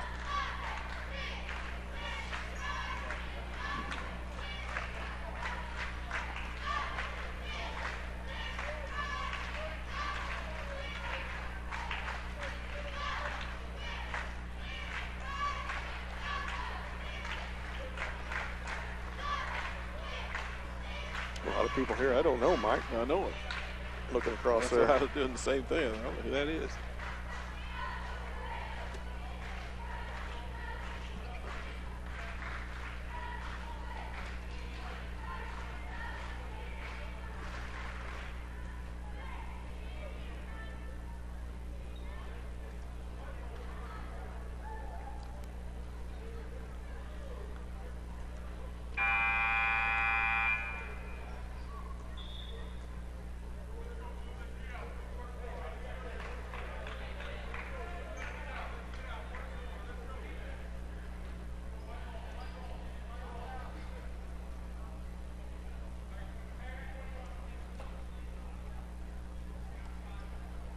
Welcome back to Billy Fager Fieldhouse as we get ready to start the fourth quarter. 40-36, Indians with a 4-point lead, and they will start with possession of the basketball. Southeast in a 1-3-1 zone defense. Albertini, Haney, Bourne, Pekka. Bourne with a shot from the baseline's good, and Dent on the floor. 6-point lead for the Indians, 42-36. Craddock with the basketball, feeds it over to Hayden Wilson, picked up out there by Haney. Drives towards the baseline, cut off. Feeds it back to Dylan Wilson, who's picked up now by Pekka. Pekka to Burns, over to Craddock. Just underway here in the fourth. That timeout sponsor was brought to you by St. Paul Supermarket. Dylan Wilson kicks it back out to Burns. Burns to Craddock. 2 team fouls on each team. Michael, a couple Indians with a couple fouls each, I believe. Dylan Wilson towards the rim. Floater on the way. Tough shot. No good. Adam Albertini. Oh, it's going to be a foul, yeah, on Burns. I thought they was going to get the jump ball too. Adam Albertini, good strong hands, did a good job of ripping that ball out of there. That'll be the 3rd team foul on Southeast. Did he call that? He didn't call that on Burns. He called that on Hayden Wilson. That was on Hayden Wilson. I didn't know who it was on, but apparently it was on Hayden Wilson. Might have not even been on the basketball. Well, it had to be on the basketball, but either way, 3rd team foul on Southeast. First on Hayden Wilson. Albertini back to Pekka. Feeds it to corner to Haney. Haney drives towards the elbow. Feeds it to Pekka. Good feed, and the layup is good. Good feed from Haney to Pekka. Bounce pass inside to Hayden Wilson. Ball fake. Good defense by Haney. Wilson back with it again. Cut off by Haney. Give and go to Craddock. Somebody lost their man. Yep. As Bravenborn got caught looking as he raised his hand as that was my man, my fault. Craddock cut to the basket on a good cut, makes it, and is fouled, so he'll go to try to complete the 3-point play. Foul on Haney, that's his 3rd. 3rd foul on Kenny Haney. 44-38, 6-point lead. Craddock trying to make it 5. Shot by Craddock's up and in and out, no good. Man, that should have been a foul on Hayden Wilson, and it wasn't. Craddock, 3-point shot, left wing, good. The Indians can't secure the rebound, and they let them right back in the game, 44-41. Pekka with the basketball, 3-point lead for the Indians. Albertini in the corner with it. That was a travel on Caleb Pekka. Turnover on the Indians, gives it right back to Southeast. Indians can't get out of their own way right now. 6:09 left to go in the ball game. 44-41, 3-point lead for the Indians. Craddock with the basketball, guarded by Bourne. Feeds it out to Dylan Wilson to the left wing. Wilson to Hayden Wilson. Back to Dylan Wilson. Starts to drive, pulls out. Feed inside to Hayden, guarded by Pekka. Turnaround shot, no good. Caleb Pekka secures the rebound. Pushes the ball back up the floor. 3-on-2 out to Adam Albertini. 3-point shot. Off the rim, no good. It looked good from here. High off the rim. Poked away from behind. And that's going to be off of Dylan Wilson's foot. He wants a replay, but I don't think he can get one unless he's got the YouTube channel. I was going to say, what's he pointing at the He scores wants a table replay. for? Now the refs all Yeah, get they're together gonna to talk about discuss it. They had already given it to him. Dylan Wilson wants to get in on the huddle too. Yeah. It's going to stay with the Indians. I don't know who it was off of either. All I know is Bravenborn did a good job of poking away from behind. He caused that. Now the Indians need to get the ball in. He does. Pekka gets it into Albertini, hands it back to Pekka. 5:37 left to go in the game. 3-point lead for the Indians. Cross court pass to Bourne. He thought about the 3, and it would have been a long 3. He passed on it. Feeds it to the corner to Haney. Haney back to Dent. Dent with the ball fake. Feeds it into Pekka. Pekka in towards the rim. Ball fake. Gets it blocked by Hayden Wilson, but Adam Albertini shot from the free throw line. No good. Easton Dent with the rebound. And they're going to call a jump ball, and the possession error goes towards to Southeast as Brendan Doherty comes back into the ball game for Dent. 5:11 left to go in the game. 44-41. Indians up by 3. Bourne, Pekka, Doherty, Adam Albertini, and Kenny Haney in the game for the Indians. Craddock with the basketball. Timeout, Southeast. 30-second timeout. We'll be back after this 30-second timeout. You're listening to St. Paul basketball on Hot 105.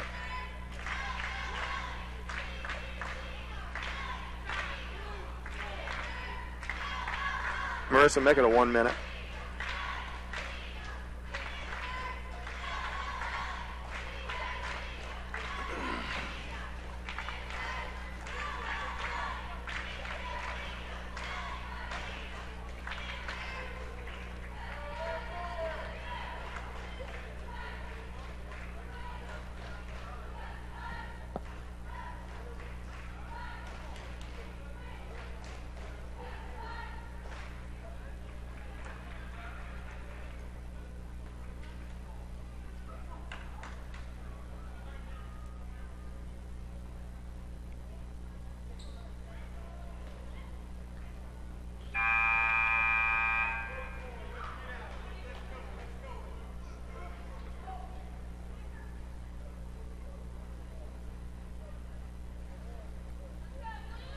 Well, welcome back to Billy Fager Fieldhouse. Southeast timeout. They will have possession of the basketball. St. Paul with a 3-point lead with 5:07 left to go in the game. They lead 44-41. Burns with the basketball, trying to put it in play for Southeast. Feeds it into Craddock. Craddock picked up out there by Braven Bourne. Bourne over to Molly. Molly to Burns. Burns over to Dylan Wilson, guarded by Pekka. Drives to the right. 10-foot baseline shot, no good. Put back by Hayden Wilson, good. The Indians cannot secure a rebound on the miss. 1-point ball game, 44-43. 4:48 left to go in the game. Cross-court pass to Bourne. Bourne, a little 10-foot floater, no good, but he's fouled. He'll go to the line to shoot 2.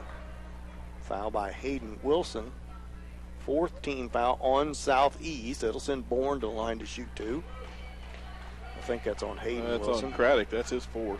4th foul on Craddock, excuse me. Bourne fouled on the arm on the floater from the baseline. Bourne lines up the free throw line. First shot on its way right through there. 45-43, 2-point lead for the Indians. Bourne lines up for his second shot. 4:40 left to go in the ball game. About halfway through the 4th quarter. In and out and back in again. Bourne gets them both to go. Craddock with the basketball. Doherty pestering him. A little forecourt pressure. Fed ahead to Wilson. Knocked out of bounds by him. Oh, that was off of Bourne, I guess. It'll stay with Southeast. A little token pressure by the Indians almost caused the Southeast turnover. 46-43. Indians up by 3. Burns feeds it back to Molly. Molly picked up out there by Doherty. Gets it off to Dylan Wilson. Pekka on him. Crosses over to the center. Hayden Wilson, shot from the left elbow. Off, no good. Doherty with the rebound. Feeds it to Adam Albertini. Down to the corner to Haney. Haney back to Albertini and bumped by Craddock. He might have just fouled out of the game. 5 on Craddock, I believe. Craddock has just fouled out of the ball game with 4:14 left to go. That's going to send number 24, Jacobs, to the scorer's table for Southeast. It was one of them bang-bang plays, just the 5th team foul on Southeast. Still fouls to give. Indians with just 3 team fouls this half as Pekka needs to get the ball in. Finally gets it into Albertini, and it's going to be a timeout by Watrick. They got it in bounds, but Watrick called the timeout thinking it was going to be a 5 count, so not a bad timeout. Get everybody set. 30-second timeout. We'll go ahead and stay here. 46-43. Indians up 3 with possession of the basketball here in the 4th quarter. Good game here, Mike. It's a good game. Indians having trouble on the boards here, especially in the second half. And at the offensive end, they're getting a shot and then not able to get an offensive rebound to follow it up. Part of that, I think, is in part to the fact that when they're taking their shots, they're kind of falling away and taking off towards the other end of the floor, assuming they're going to make it, rather than following their shots, whereas the Southeast, pretty good job of clearing out underneath and doing a really good job of rebounding, getting in good position and blocking out under the boards. 4:13 left to go in the game. St. Paul with possession of the basketball. On the sideline is Adam Albertini with the basketball. As the count is on, as Albertini looks for somebody to get open, feeds it into Bourne, who hands it back to Albertini. Guarded by Dylan Wilson out there. Screen set out to Doherty. Doherty crosses over to the left hand. A little floater on the way. Tough shot. Pekka fights for the rebound. Comes out there with it. Adam Albertini shot from the sideline. 3-pointer is good. As Adam Albertini makes Southeast pay. Good, strong hands by Caleb Pekka. Rips that rebound out there. Wilson with it. Drives in. Floater on the way. Off, no good. Gets his own rebound.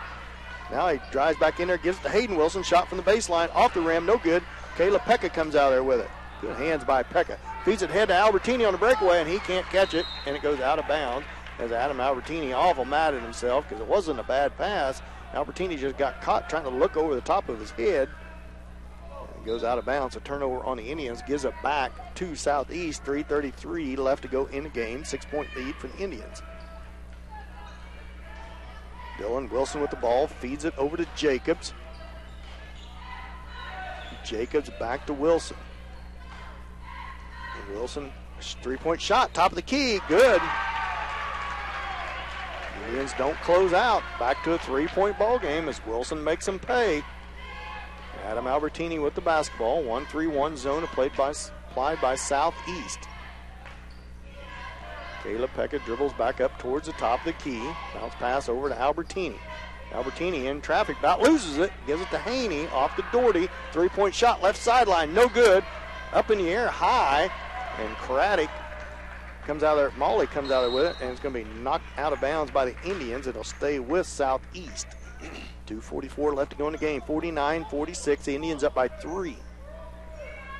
Burns with the basketball, puts it in play to Jacobs. Jacobs picked up out there by Adam Albertini. He feeds it over to Molly and stolen away by Doherty on a bad pass. Doherty all the way, left-hand layup, good. Hayden Wilson feeds it into Dylan Wilson. Wilson picked up out there by Pekka, drives into the lane, shot up, top shot, no good. Pekka with the rebound. Need to slow it down here, and he does, up above the timeline. 2:12 left to go in the game, 51-46, 5-point lead for the Indians. Cross-court pass over to Doherty. Need to get their spacing here, make good passes as Doherty, right sideline, gives it to Albertini, and it's tipped out of bounds by Southeast. Stays with St. Paul, and it's going to be a timeout by Southeast. 51-48, 1:58 left to go in the game. It's full timeout. We're going to go ahead and take a 30-second timeout. You're listening to St. Paul basketball on Hot 105.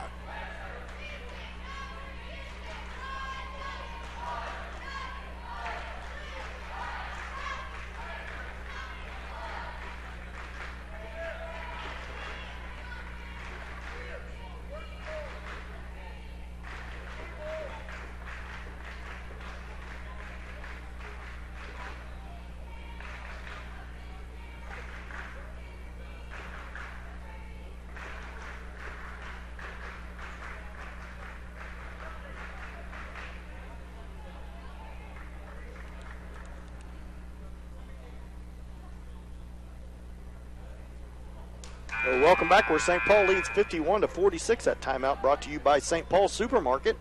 Timeout Southeast as they knocked it out of bounds. Possession will stay with St. Paul. After this timeout is over with, Southeast breaking huddle. Southeast, they got to be tired, somewhat tired, but I'm sure they're used to it and in shape by now. Just a 6-man rotation, Mike. Yeah, they got 4 or 5 guys on the bench, but none of them been in except for one. So, yeah, pretty short rotation. All 10 guys for the Indians. Well, 9 of the 10 has been in for the Indians. As Pekka feeds it into Albertini, who hands it back to Pekka. Under 2 minutes left to go in the game. 5-point lead for the Indians. Doherty dribbles out back up above the timeline. Feeds it over to Bourne. Bourne bounce pass over to Pekka. 5-2. That's a foul on Dylan Wilson, as they do have to get closer to the 1-and-1. Now this is the 16th foul, so the next one will put the Indians in the bonus. That's the first foul, just the first on Wilson.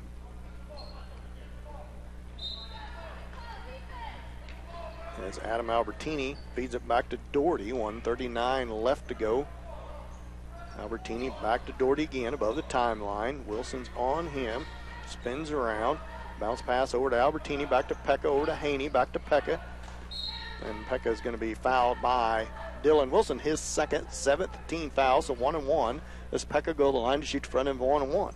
51-46, 5-point lead for the Indians. 7th team foul on Southeast, just 3 on the Indians. Indians can afford to be aggressive on defense here. Try to come up with the steal, but don't want to give up no easy baskets to Southeast. Pekka's first shot's on its way, long, no good. Rebound, Molly for Southeast. Feeds it ahead to Burns. Burns tied up there by Bourne, stripped away by Bourne. Bourne feeds it back to Haney. Haney's fouled by Jacobs. That's the 8th team foul. So Haney will go to the line, shoot the front end of 1-and-1.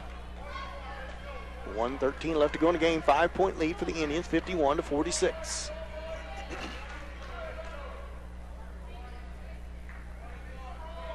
Second foul on Jacobs, 8th team foul on Southeast. Haney's first shot lines up on its way. I said first shot's front end 1-and-1. If he missed it, it'd been his only shot. He makes it 52-46. So he gets the and one bonus, or the second half of the 1-and-1 bonus. He lines up. It's on its way and off the rim. No good. Gets 1 out of 2. Doherty tips that out of Molly's hands. It stays with Southeast. Good hustle by Doherty. Stays with Southeast. 52-46. 6-point lead for the Indians. 1:09 left to go in the game. This is a spot where the Indians can be pretty aggressive, and they are. Good job by Bourne as it knocks it out of bounds, but he'll stay with Southeast.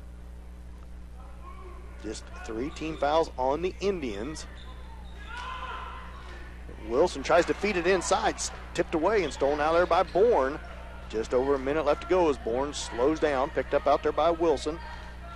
Crosses over, feeds it over to Doherty. Doherty gets it swatted away hard by Jacobs.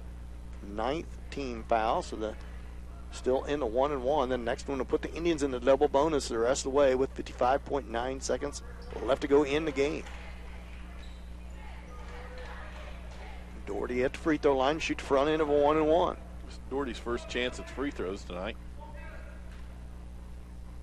First shot on its way and off the rim, no good. Rebound Molly for Southeast. Gets it to Jacobs. Jacobs tries to feed it ahead to Burns, gets it poked away, but gets it back. Gets it into Wilson's hands. Wilson feeds it out to Molly. 3-point shot. He buries it. 40 seconds left to go in the game. Bourne with the basketball, and he's fouled by Burns. And that puts the Indians in the double bonus, 52-49. 3-point game with 36.4 seconds left to go. Bourne will go the line to shoot 2. Just the first on Burns. 10th team foul on Southeast. Bourne's first shot on its way. No good. Timeout, Coach Wartrick. 52-49. 30-second timeout. We'll go ahead and stay here. 36.4 seconds left to go in the ball game. Indians lead by 3. Coach Wartrick going to tell his players to get out there and block out on this free throw, try to get the rebound, maintain control of the ball with only 30 seconds left, I think. A little over 30 seconds. Over 30 seconds, so they want to try to get the ball back. Bourne will go to the line to shoot the second of 2, so the Indians unable to secure this game by free throw shooting so far. A long ways left to go here. Bourne needs to try to put this one in there. Indians cling to a 3-point lead, 52-49. Coach Wartrick not happy, giving a 3-pointer up to Burns with Southeast down by 6. It's one thing to give up a 2-point shot, but it's another thing to let them have 2 possessions instead of 3 possessions, try to get into that 6-point lead. Bourne's second free throw's on its way off, no good. Bourne chases it down himself, and he's fouled again as he missed first free throws, both the free throws, but hustled down his own rebound, and he's fouled again, so he gets a chance for 2 more at the line. Foul was on Malley. That's his 3rd.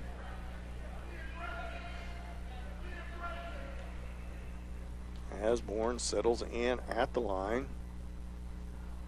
and it's right through there. Bourne settles into the line for a second, 53-49, 34.3 seconds left to go in the game. So he settles in, and it's on its way and right through there. So Bourne makes him pay for letting him get his own rebound. A little four-court pressure applied by the Indians. Now Pekka backs off of Wilson. Dylan Wilson gives it off to Hayden, back to Dylan. They're going to have to make something happen here. 25 seconds left to go. Burns over to Jacobs, back to Wilson. Wilson into the lane, shot on its way. Oh, he gets it to go somehow. What a tough shot. And Bourne's fouled again, and that's going to be on Jacobs, as Bourne's going to go to the line to shoot 2 with 12.5 seconds left to go. Indians up by 3. That's the 4th on Jacobs.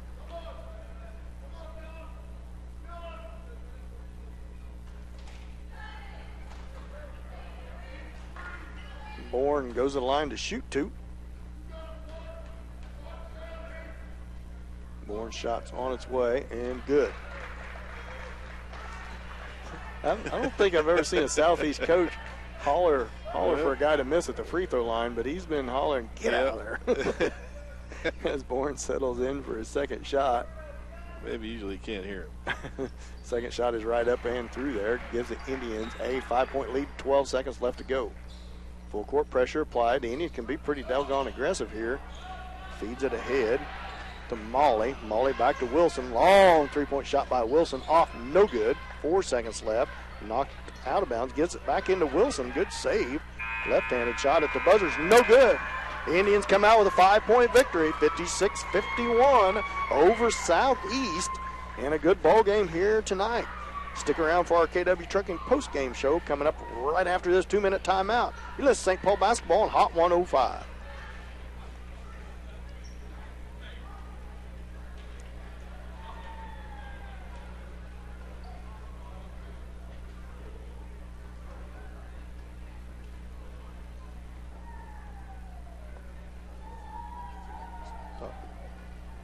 Stop that now? Or?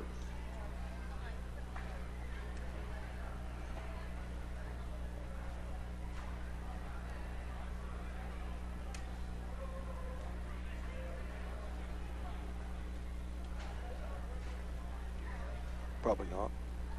Just got disconnected.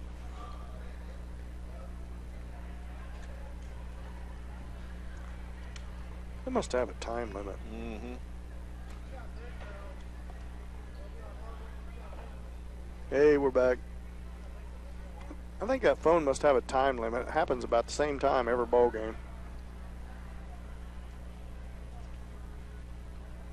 All right, we're going to do our post game, then we'll be done. Who you got for player of the game, buddy? I'm going to say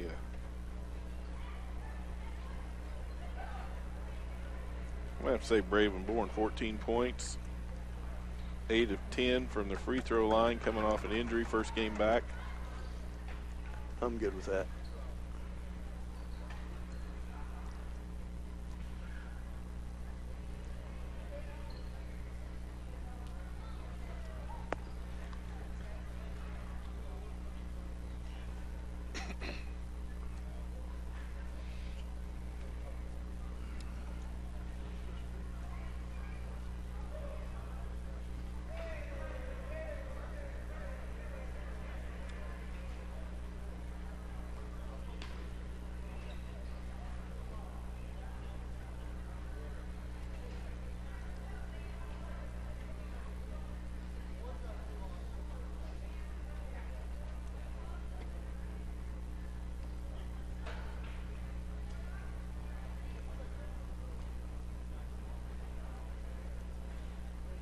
Welcome back to our KW Trucking post-game show where the St. Paul Indian boys come out 56-51 victory over Southeast in a good ball game put together by the girls and boys, Mike. Yeah, both teams played really well tonight, and the boys gave Southeast a chance to get back in the game a couple times, but were able to get it when they needed it and hang on for the win. Nice win, 56-51, coming here off of the break, so really good signs for the Indians tonight.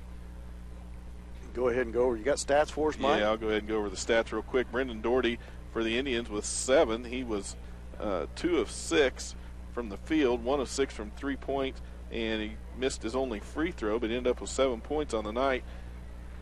Caleb Lemons had 9. Caleb Pekka with 11 points. Most of his came in the first half. Adam Albertini with 5. Bravenborn, 14 points. Bravenborn's, he was 3 for 7 from the field. He was 0 for 2 from three-point land, but he was 8 for 10, including some key free throws there at the end of the game. And so I think I'm going to give my player of the game, D-Rail Commodity player of the game vote for Bravenborn, especially coming off the injury, not playing so far. This is his first game back in the season after a long break and an injury. So I think for my vote for player of the game is going to go to Bravenborn. Kenny Haney with 6 points. Anthony Albertini had 4. And that rounded it out for St. Paul. From the field tonight, St. Paul shot 36%. They were 21% from the three-point range and 61% from the free throw line. 15 of 32 from two-point land, 5 of 23. Really rusty on their three-pointers tonight. Had 23 shots, only made 5 of them. But they were 11 of 18 from the free throw line, and that was probably the difference in the game for St. Paul, was being able to sink those free throws, especially when they counted. St. Paul had 10 turnovers on the night, and Southeast with 11, so pretty evenly matched on turnovers. Really quickly down here for Southeast, give some credit to the Wilson brothers. Hayden Wilson had 13 points, and Dylan Wilson had 16 points for Southeast. That was their top scorers. Craddock had 15. He had a nice game, especially in the second half. He was 4 of 8 from outside the three-point line. So pretty good team, especially considering Southeast only ran a 6-man rotation. But St. Paul got them when they needed them. Could work a little bit more on their offensive rebounds, I think. But overall, things are looking pretty good for the Indians. Our derailed commodity player of the game was Braven Bourne tonight. A good game by Braven on his first game back. Played logged quite a few minutes, more minutes than I figured he probably would. And I want to thank everybody for listening to our KW postgame show. And I know that it's not on the schedule, but I want everybody to join us Friday night where we will travel to Galena as we get this live stream figured out. We're going to go off the air on the live stream and start getting everything buttoned up. And we'll see you guys.